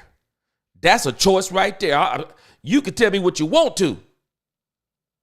You drop back in that cover 2, I'm going to hit you with Derrick Henry 30 times. You stack that box, Dak Prescott going to kill you with that one-on-one. He going to kill you with CeeDee Lamb. He going to kill you with Tober. He going to kill you with Ferguson. Dak Prescott is going to kill you with Cavante down there. He's going to kill you. He's going to kill you. He's the one player that I truly believe. I think he makes a difference if the Dallas Cowboys get him. But I do see Jerry Jones' rationale. Who could they truly trade for right now that would make a difference on this team? I don't think a wide receiver. I think a wide receiver would make some difference, but not the kind of difference that a Derrick Henry would, because you're still in the same issue of, okay, but you're still just going to pass the ball. You're still just going to pass the ball. And Mike McCarthy's not going to be consistent. Carl Whittington, I'm telling you, me and Mike Fisher on the same page. Mike Fisher said next year they're going to start off with $100 million plus. I believe it too. People don't understand how this cap stuff works. They put switches in those contracts to where all they do is flip that switch, change that money to a signing bonus, put it on down the road. The player already knows. You don't have to negotiate with him. The player already knows. They tell the player, they tell their agent when they sit down, here's what we're going to do. We're going to give you this extension, this many years, but we got to switch in here when we need to free up cap space. We're going to clip this. We're going to clip this. We're going to clip this. We'll click that, and then we'll open up cap space. It's simple. The issue is Jerry Jones has got to get better at it, got to get more creative at it. Samuel Porter, what do with that money is the question, G. That's it. One of them is they're going to sign Micah Parsons. That's number one. They're going to sign Micah Parsons.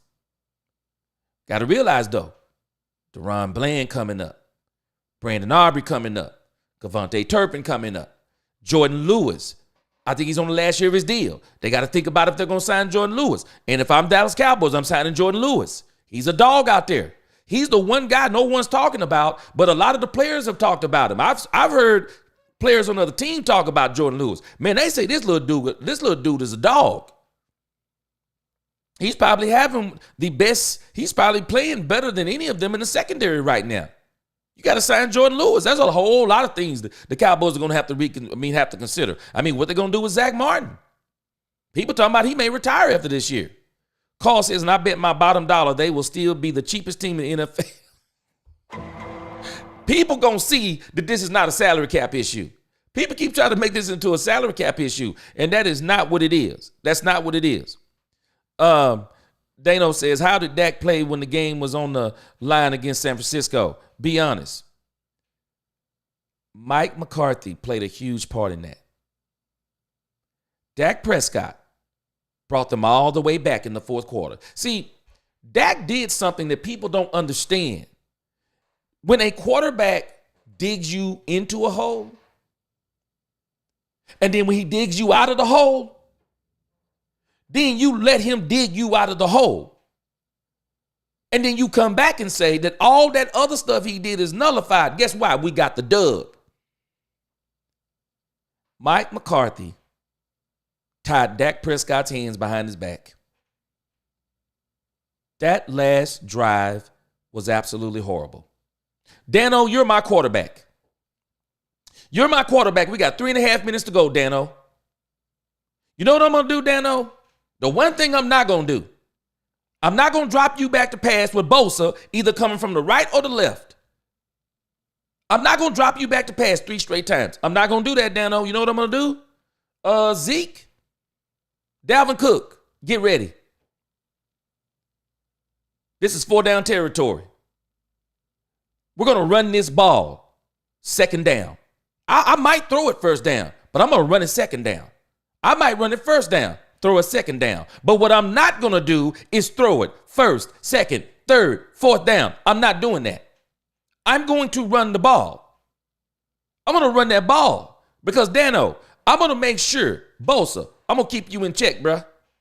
See, you want to pin your ears back and you going to come get the quarterback. Guess what we going to do? We're about to run right at you. We're either going to run at you or we're going to run away from you. But we're going to run right at you. That's what I would do. I'd have put Hunter Lipke on that side in the backfield. I'd have put Jake Ferguson lined up at tight end on that side. And I'm running that ball.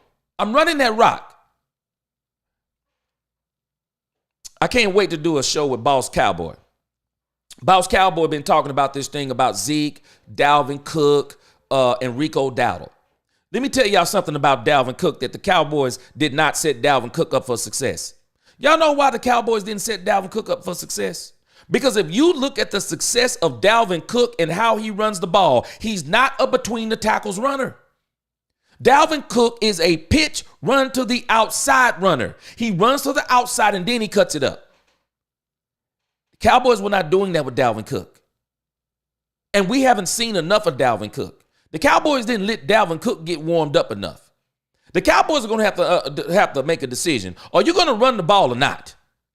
Because if you're going to run the ball, you have to decide on which running back is going to be the primary running back. Because you can't give the running back, you're going to do running back by committee. Well, if you're going to do that, then you need to run the ball at least 30 to 35 times. Because both of those running backs, they're going to need about 10 runs each to really get going. You can't be playing around giving 1 8 carries and 1 7 carries, 1 8 carries, 1 6 carries. Man, you can't do that to running backs. Man, you got to let them get warmed up, man. You got to let them get hit. You got to let them start getting into the rhythm of the game. You can't get them into the rhythm of the game and then you take them out of the rhythm of the game. And that's exactly what the Dallas Cowboys did. Look at this. Zeke, 10 yards. 10 carries, 34 yards. 3.4 yards a carry.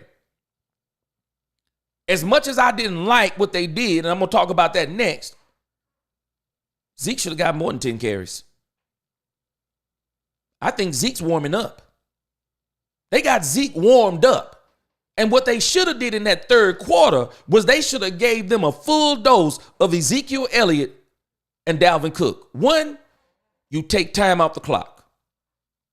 You take time off the clock. You make sure you run that clock all the way down to 0 on each one of those running plays because incomplete passes, they stop the clock. Dallas Cowboys had 3 drives, 3 and outs. Barely taking any time off the clock. Giving the San Francisco 49ers so much time on the clock. And they're killing them out there. Don't do that. Run the ball. That's what I'm going to do with you, Dano. But let me go back to that last drive, Dano. You know what I'm going to do? I'm going to make sure I'm going to get you some relief. We're going to run the ball, bro. We're going to run the ball. We're going to set this play action up. I guarantee you the Cowboys had the San Francisco 49ers reeling. The run would have killed them. You know why? Because they were playing the pass. They didn't line up one time as if there was a possibility to run, Dano. You going to do your quarterback like that? Because I'm going to tell you something. All I ever played is John Madden football when it comes to on the professional level. I never played on the professional or the college level. But I'm not going to do you like that, Dano. I'm not going to do you like that. I'm going to set you up for success. But I'm setting you up for failure if everybody in the stadium knows, if everybody watching the TV knows, if the other team knows, Dano, you about to drop back and throw the ball 4 times in a row. You ain't got a chance, bro. Poor coaching. Poor coaching. Poor play designs. Man, I'm going to tell you something. And if I'm going to throw 4 times, I don't know about y'all. Y'all tell me what y'all think in the chat. Boy, I'm about to go in my bag. I'm about to go in my bag on y'all. I'm going with my 4 best plays. Man, I'm going with my 4 best plays that I know that's going to get me some yardage. I'll roll Dak Prescott out 3 or 4 straight times.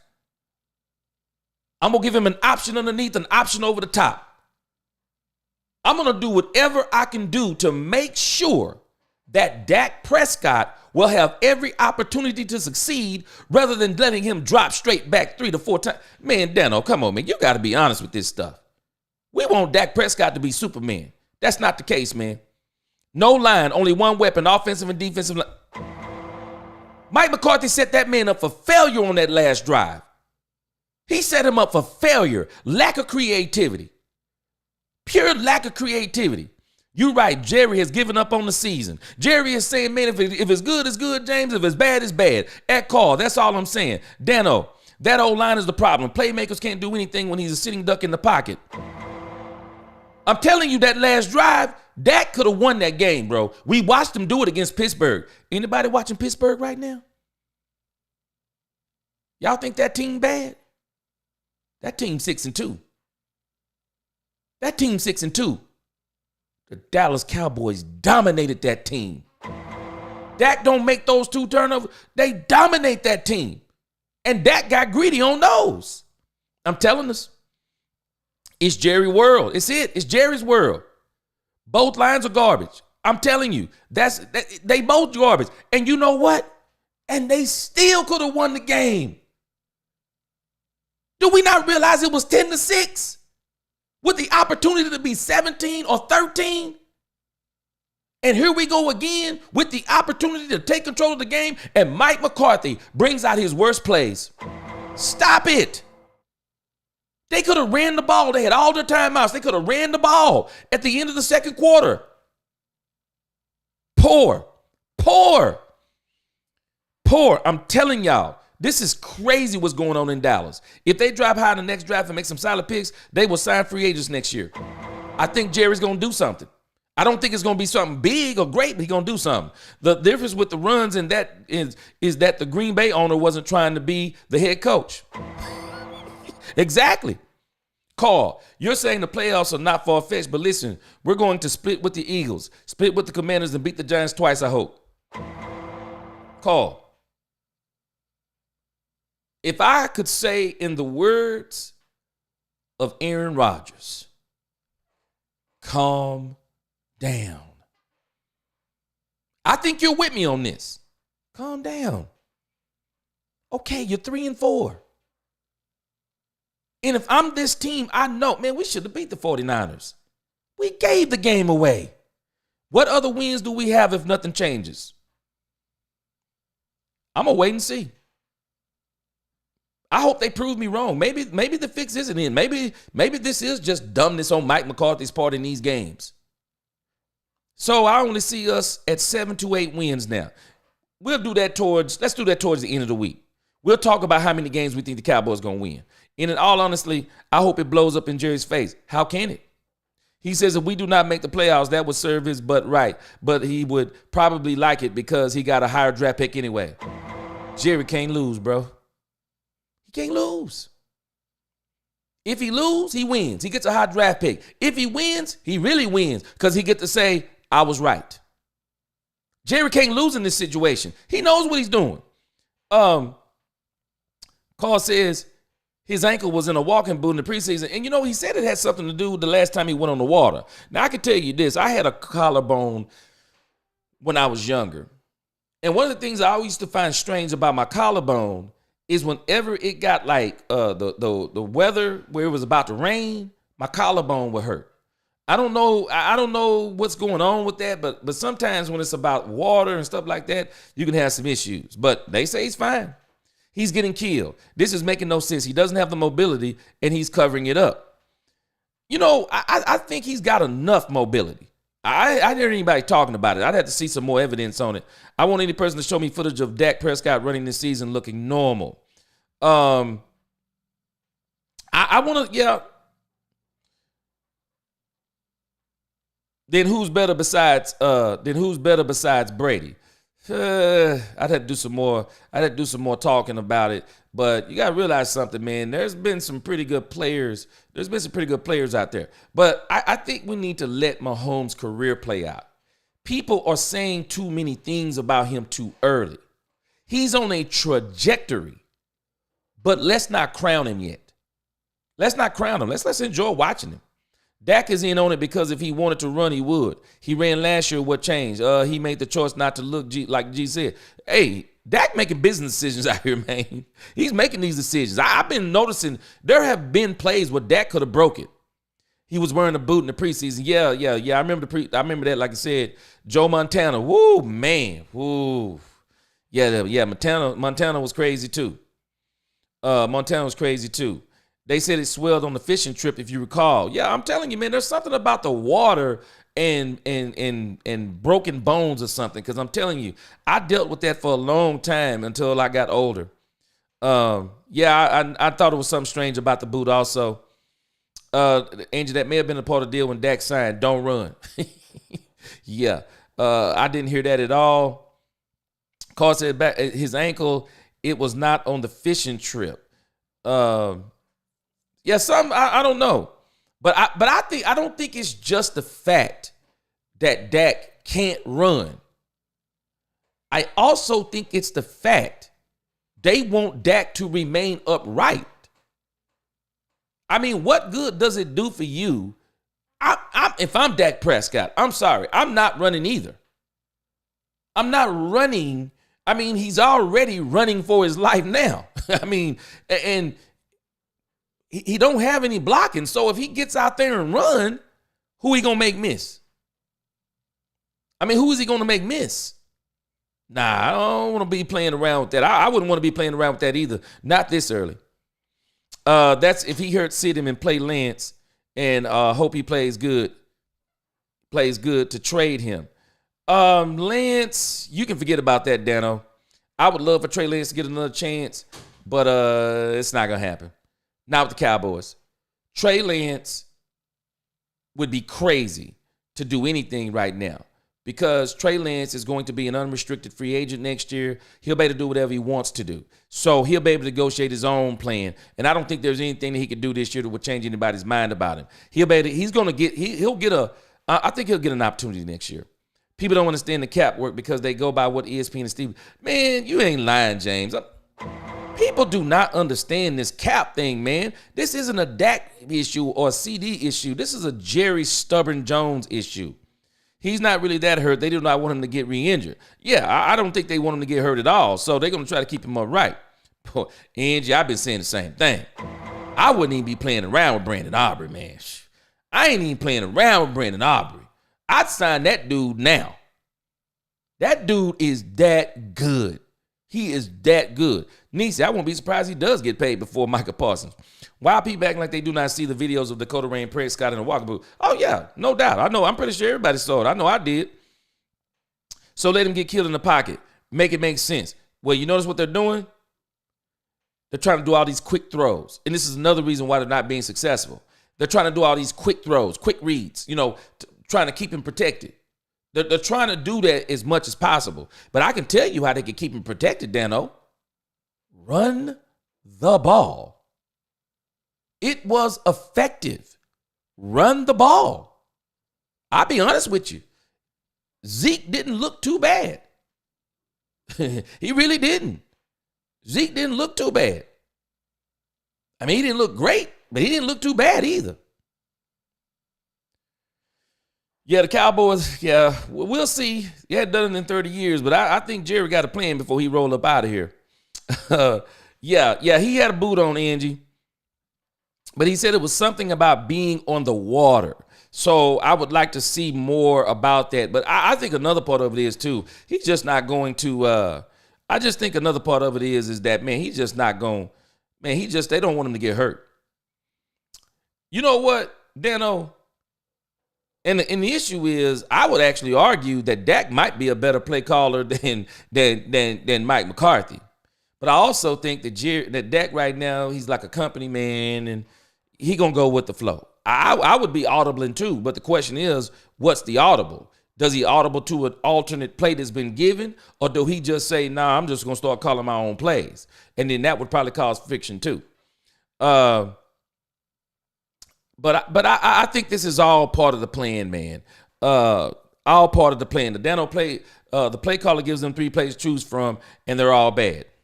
See, that's my point. That's my point. That's my point. All the plays bad. All the plays bad. But yeah, Dano, what they're doing, if you'll notice, quick throws. And they can't get down the field because CD Lamb is being covered up. That's making these other players have to be the quick throw guys. And right now, if Mike McCarthy can't get CD open, what do we think he can do for those other receivers? So, yeah, I think right now, I mean, Dak different to me. I'm getting $60 million now. I'm about to act a fool up in here. I'm that little kid. They say don't put your foot on the furniture when you go to these people's house. Man, I'm standing up in the couch now. I got my money. So, yeah, the Cowboys, man, they got some stuff to go. I'm gonna close out here in just a moment, and we'll resume. We will resume tomorrow. I got a lot to go on some of this stuff because I'm gonna talk about this last part. Roberta said Zeke is awesome. Feed him. Let's go to this thing about Zeke. We got to talk about Zeke. They tried to win the game every play instead of putting together good plays, taking their time. We had over 3 minutes left. James, that last drive was pathetic. And if the Cowboys were really trying to win, I might not would fire Mike McCarthy, but he'd have been at my house that night. Mike, we're not going to fire you. But Brian Schottenheimer's going to call plays for the rest of the season. We got to do something different. Your play calling is as stale as those Popeyes biscuits you get when you order that chicken box. We are not going to let you call plays no more, brother. You need to coach the team. We need you to motivate the team. You need to focus on the team, motivating them, let them practice better, as you say. Let Brian Schottenheimer do all the play calling. Let him do it all.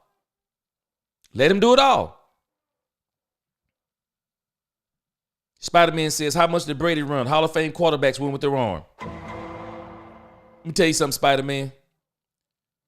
Cam Newton, one of the most physically gifted quarterbacks we've probably ever seen, couldn't win a Super Bowl. Michael Vick, one of my favorite quarterbacks of all time, couldn't win a Super Bowl. RG3, y'all better stop playing with RG3. RG3 ruined his own career. One, trying to steal play because he didn't want Kirk Cousins to get any play. Number two, going to Mike Shanahan saying he wanted to be a pocket passer rather than a running quarterback. Man, RG3, he could have won, but guess what? He was also a running quarterback. It's very rare when those running quarterbacks can win. And what they have to do is not be a running quarterback. They have to be a quarterback that can run, like Steve Young. Steve Young wasn't a running quarterback. He was a quarterback that can run. John Elway wasn't a running quarterback. He was a quarterback that could run. Roger Staubach wasn't a running quarterback. He was a quarterback that could run. They've always been around. But the running quarterback, we keep seeing it happen over and over and over. They just can't win it. I'm going to tell y'all something. There was a couple of years, as much as I don't like Colin Kaepernick, there were a couple of years in San Francisco, boy, Kaepernick was a juggernaut, man. Kaepernick was a juggernaut. They couldn't stop him. And I still say that was pass interference in the corner against the Baltimore Ravens. Should have probably won that Super Bowl, but the best ones win with their arms. No doubt. But let me get to this last part.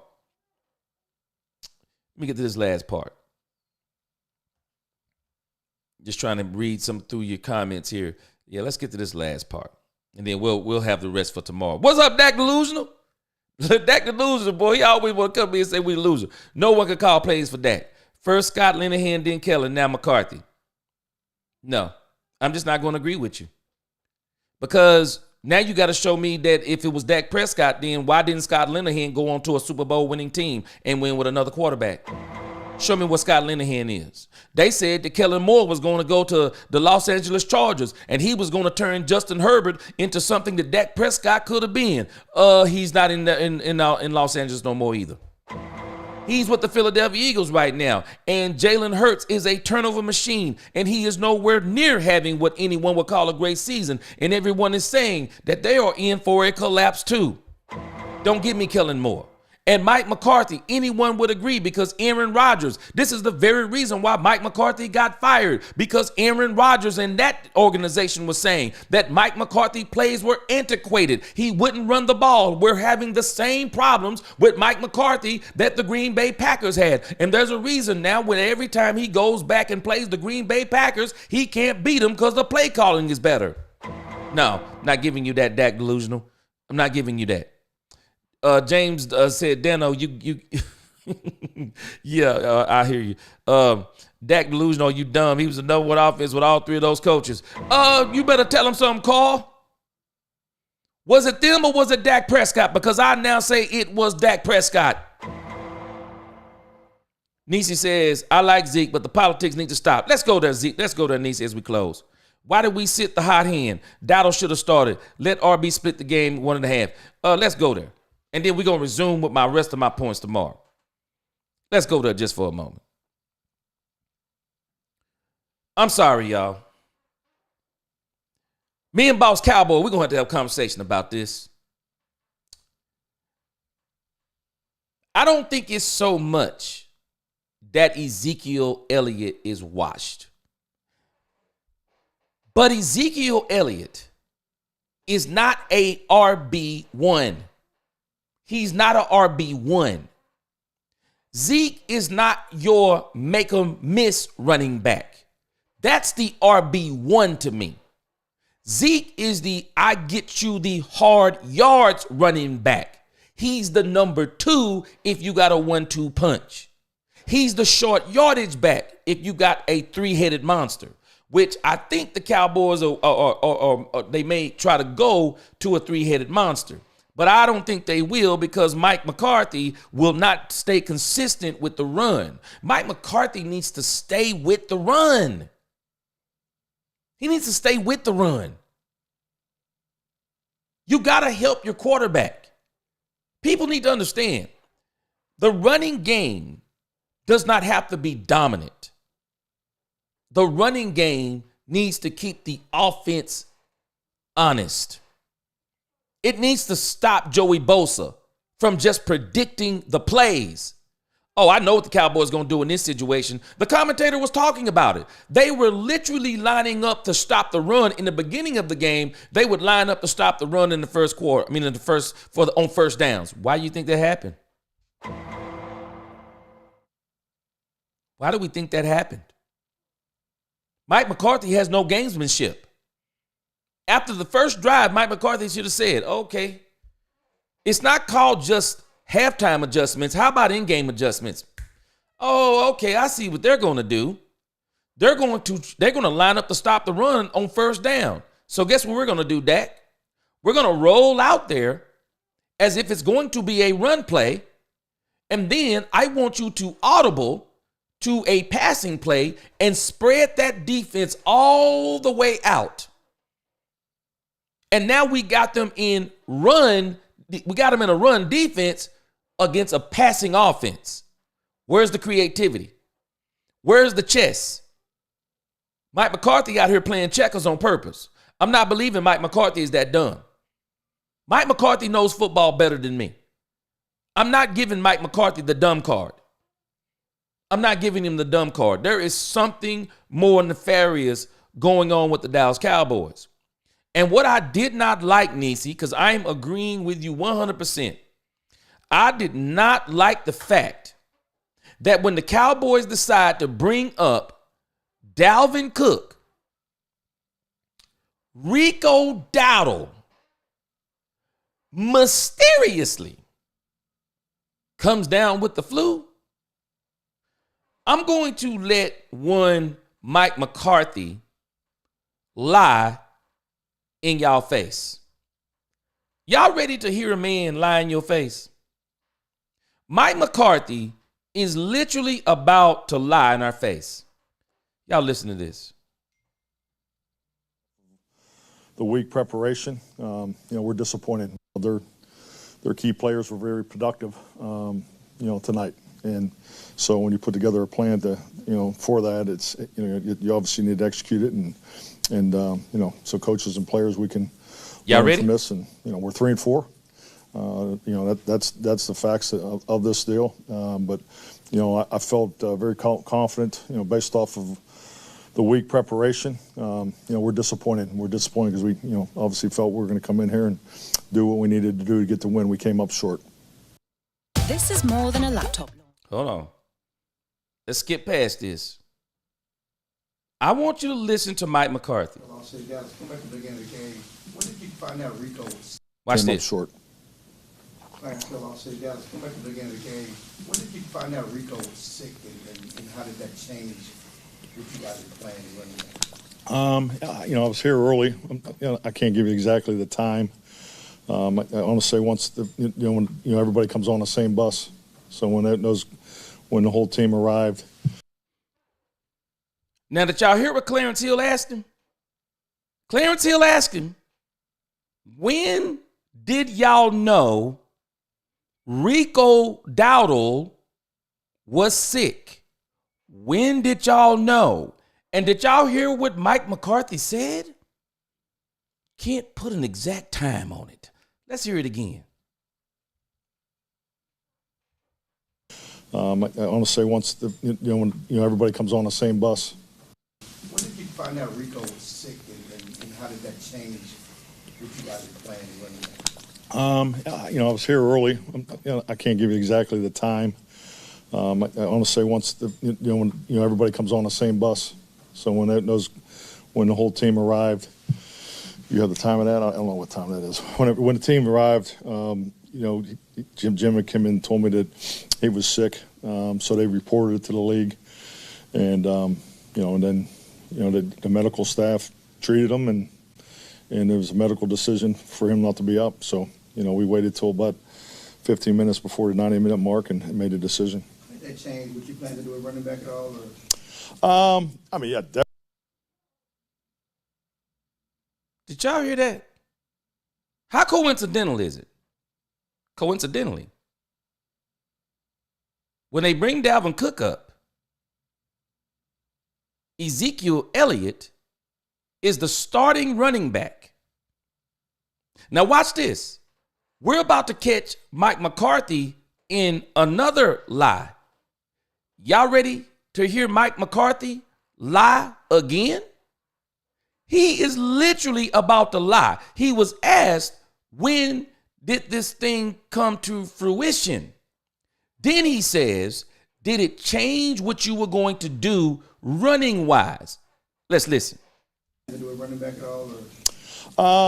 Yeah, definitely changed. Rico was you look at all the reps and where he was in the rotation. He was the first guy in the rotation. So no, it was.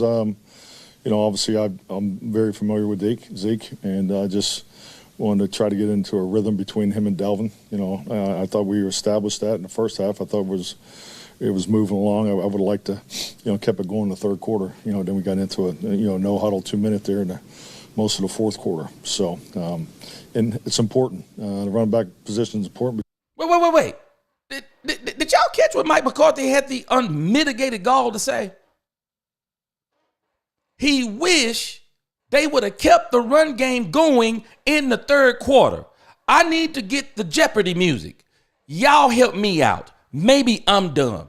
Who gets to decide whether or not the Dallas Cowboys are going to run the ball in the third quarter? Who gets to decide that?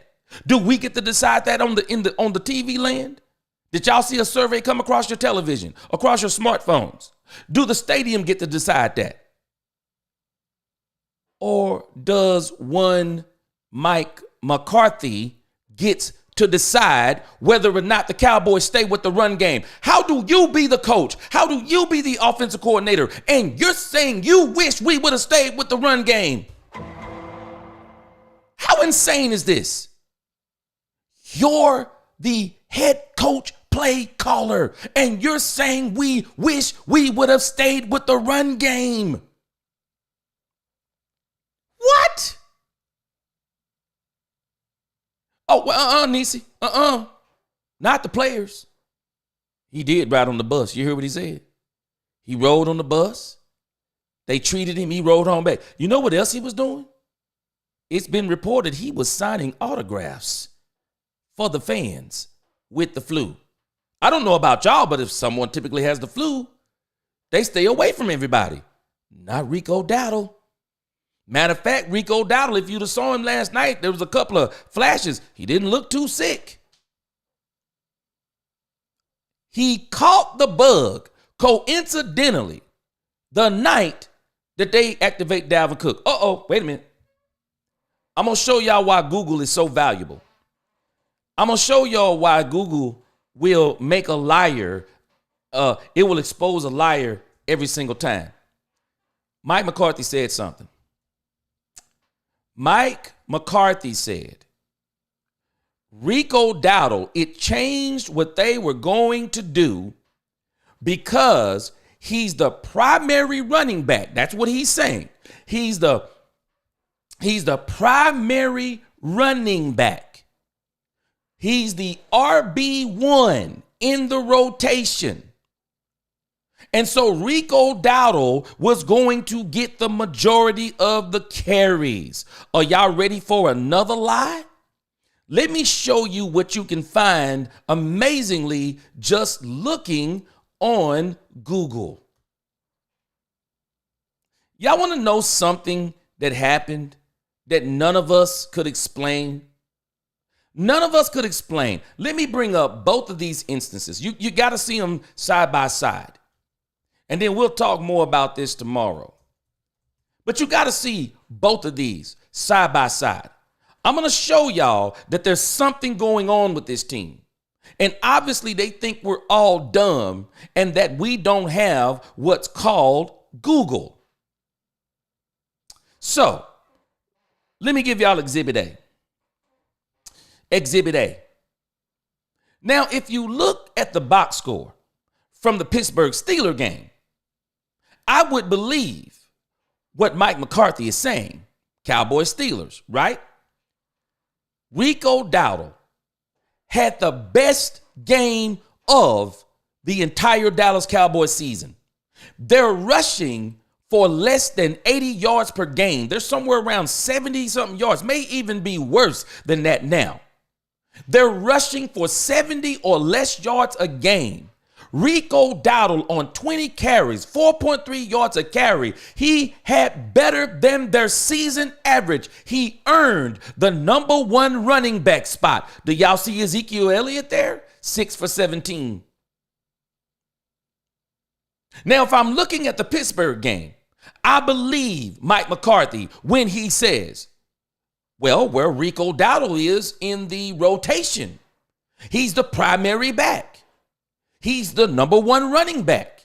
So, of course, he changed what we were going to do. But isn't it strange that Clarence here reported that Ezekiel Elliott went to the coaching staff and asked, why was he not playing more? And then all of a sudden, let's call a spade a spade. Mike McCarthy, I respect you, but you're lying to us. Because let's look at the Detroit game. After Rico Dowdle comes off of the game of the season as a running back for the Dallas Cowboys. Y'all help me out. Maybe I'm wrong on this particular game. It was the Detroit Lions game. Maybe I'm wrong, but Rico Dowdle was 5 for 25, 5 yards a carry. Watch this. Ezekiel Elliott was 8 for 17. But can I really hit us with some truth? Ezekiel Elliott came out and he opened up the entire first quarter almost. Tell me what game transpired between the Pittsburgh game and the Detroit Lion game to where Ezekiel Elliott came in and dominated, had a better game than Rico Dowdle had against the Pittsburgh Steelers, to where someone says that Zeke needs to be the starter against Detroit. And I'm laughing at Mike McCarthy. He's lying in our face, talking about he's very familiar with Zeke. No, was it somebody told you that Zeke needs to be the starter? Because you got to even explain this. How does he start against Detroit? Not only does he start against Detroit, now we get the other part of the story. So then we come out against the 49ers. And so we say, well, we're bringing up Dalvin Cook. But if we bring up Dalvin Cook, there's a running back that has to be a scratch. But the fan base is clamoring for Dalvin Cook. So we got to let Dalvin Cook play, and we got to let them see that Dalvin Cook isn't all that he said he is. But I'm going to push back on everybody talking about Dalvin Cook. Number one, it's Dalvin Cook's first game. Number two, we did not have Dalvin Cook running at his strengths. Pitches to the outside, use his quickness, cut it up. That's not what we had Dalvin Cook doing. Instead, what did we do? We highlighted Ezekiel Elliott again and gave him 10 carries. And I'm not saying he looked bad, but he looks nowhere near as good as Rico Dowdle. I don't want to hear about Rico Dowdle can't stay healthy until Rico Dowdle is not healthy. Guess what? Guess what, Nisi? They couldn't say he sprained an ankle. They couldn't say Rico sprained an ankle. They couldn't say he had an injury because it would have been a lie. So what better than what can we do? Let's let him come down with the flu at the last minute. Something's wrong, y'all. Y'all can tell me what you want to. I don't care about Zeke not being, Zeke not washed. I don't care about Zeke not being washed. I'm telling us unequivocally. The stats show it. Zeke is not better than Rico Dowdle. He's not better than Rico Dowdle. And you can't give me the flu. No, I don't want to hear nothing about no flu. Y'all hear Mike? Well, I can't give you the exact time. I know you can't give us the exact time. I know you can't give us the exact time. Because you know that if you have Zeke, Dalvin, and Rico, one of them is not going to run the ball. So what did you do? We really don't have no excuse for Rico not to be the starter. There's no excuse, y'all. There's no excuse for Rico Dowdle not to be the starter for the Dallas Cowboys. There's no excuse. Other than Jerry Jones likes Ezekiel Elliott. He likes Ezekiel Elliott. Zeke has not earned the right to be the RB1 for the Cowboys. Don't give me the last game, y'all. Don't give me the last game. This started before the last game, and there was no reason for it. There was no reason for it. Nisi says Zeke's body of work and politics got him to start. Zeke has not been good. He hasn't been terrible, but he hasn't been good. And I will say, Zeke looked, you know why people are saying Zeke looked good? Because he looked a little bit better than what we expected. And I think that Zeke was being effective enough that they should have kept feeding him the ball. But by no stretch of the imagination am I convinced when someone says we got Dalvin Cook and look what we got. It's his first game. What do we expect? It's his first game this season in live fire, and you're not setting him up with the runs that he's successful with. And that's the problem that I have with Mike McCarthy and this whole coaching staff. I'm sorry, but if you're on my team, Nisi, if you're on my team, Carl, if you're on my team, James, you know what I'm doing? Okay, what does James do best? What does James do best?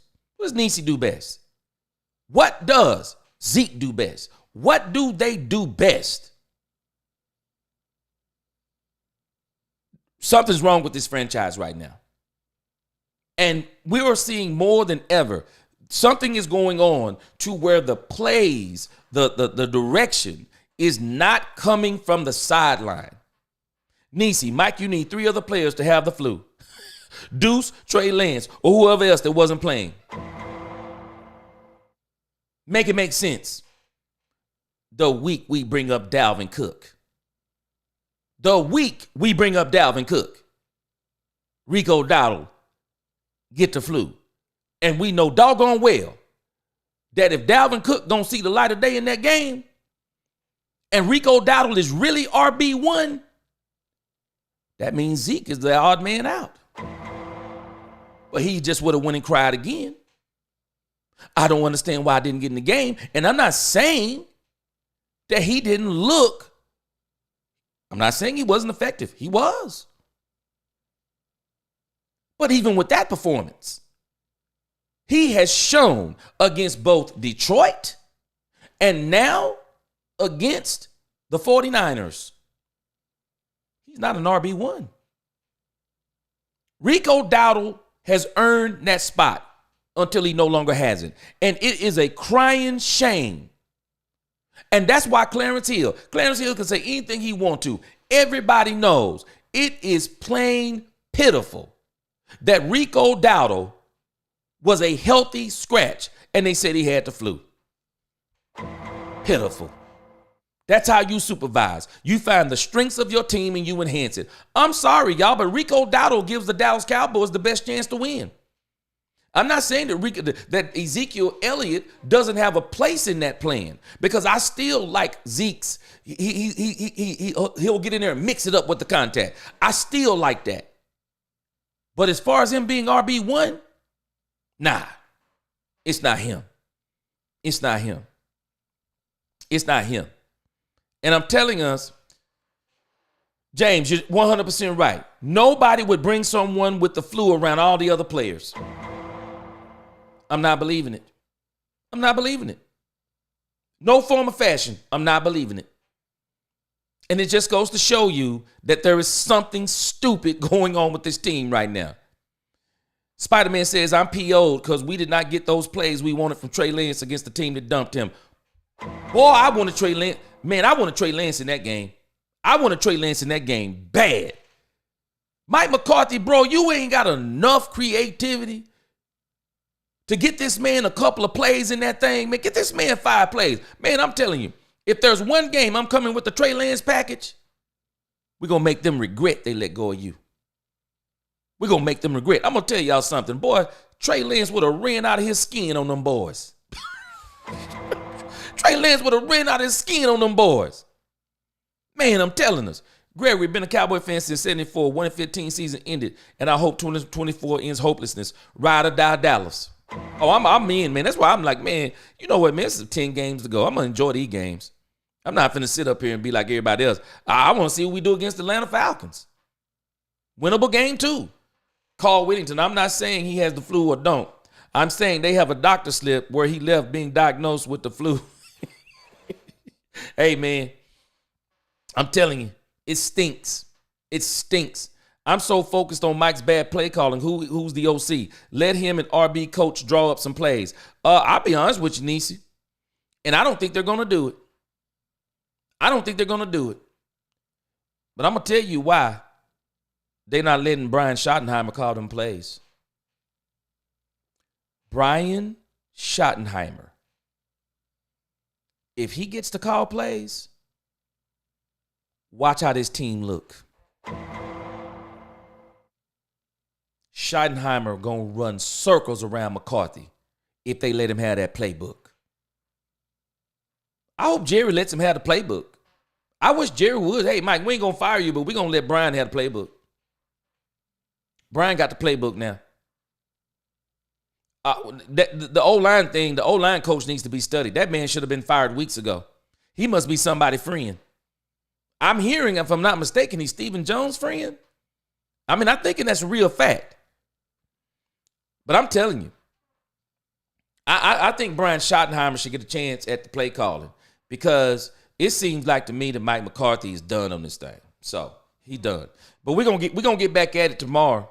We're going to get back at it tomorrow. We're going to talk about this some more. Mike, this was the game to get in touch with your feminine side. Be petty and put Trey in as running back. I'm telling you, man, he better than me. I had a Trey Lance package. I would have had a Trey Lance package, man. Trey Lance would have ate on the 49ers. Because I bet you this, isn't it strange? Somebody brought this up yesterday. Isn't it strange? Y'all remember that 4th round draft pick that they got for Trey Lance? You want to take a wild guess who they got with that draft pick? None other than that dude, Garendo, who was running all over us. Shanahan petty, bruh. Shanahan petty like that. And I would have been petty too. Carl said Brian Schottenheimer did have some good run scheme, but he was not good with O-line coordinators. Yeah. Bro, I can keep you on here all night talking Cowboys, and that ain't no ish. Yes, appreciate you, man. We're gonna be back tomorrow. And my goal is we're gonna try, I don't know, I probably can't do it tomorrow. So tomorrow we're gonna probably do it earlier. I'll probably be on at noon tomorrow because I got just something to do in the afternoon. But Thursday and Friday, we going double shows. We going noon and we going at either 5 or 6. So we're gonna get it in on these Cowboys over these next few days. And we're gonna get over the hump on Wednesday, and we moving on to Atlanta on Thursday. So that's gonna do it for me, guys. That's gonna be my time. Appreciate everybody for rocking with me on Let's Talk Cowboys, where we talk facts. Peace.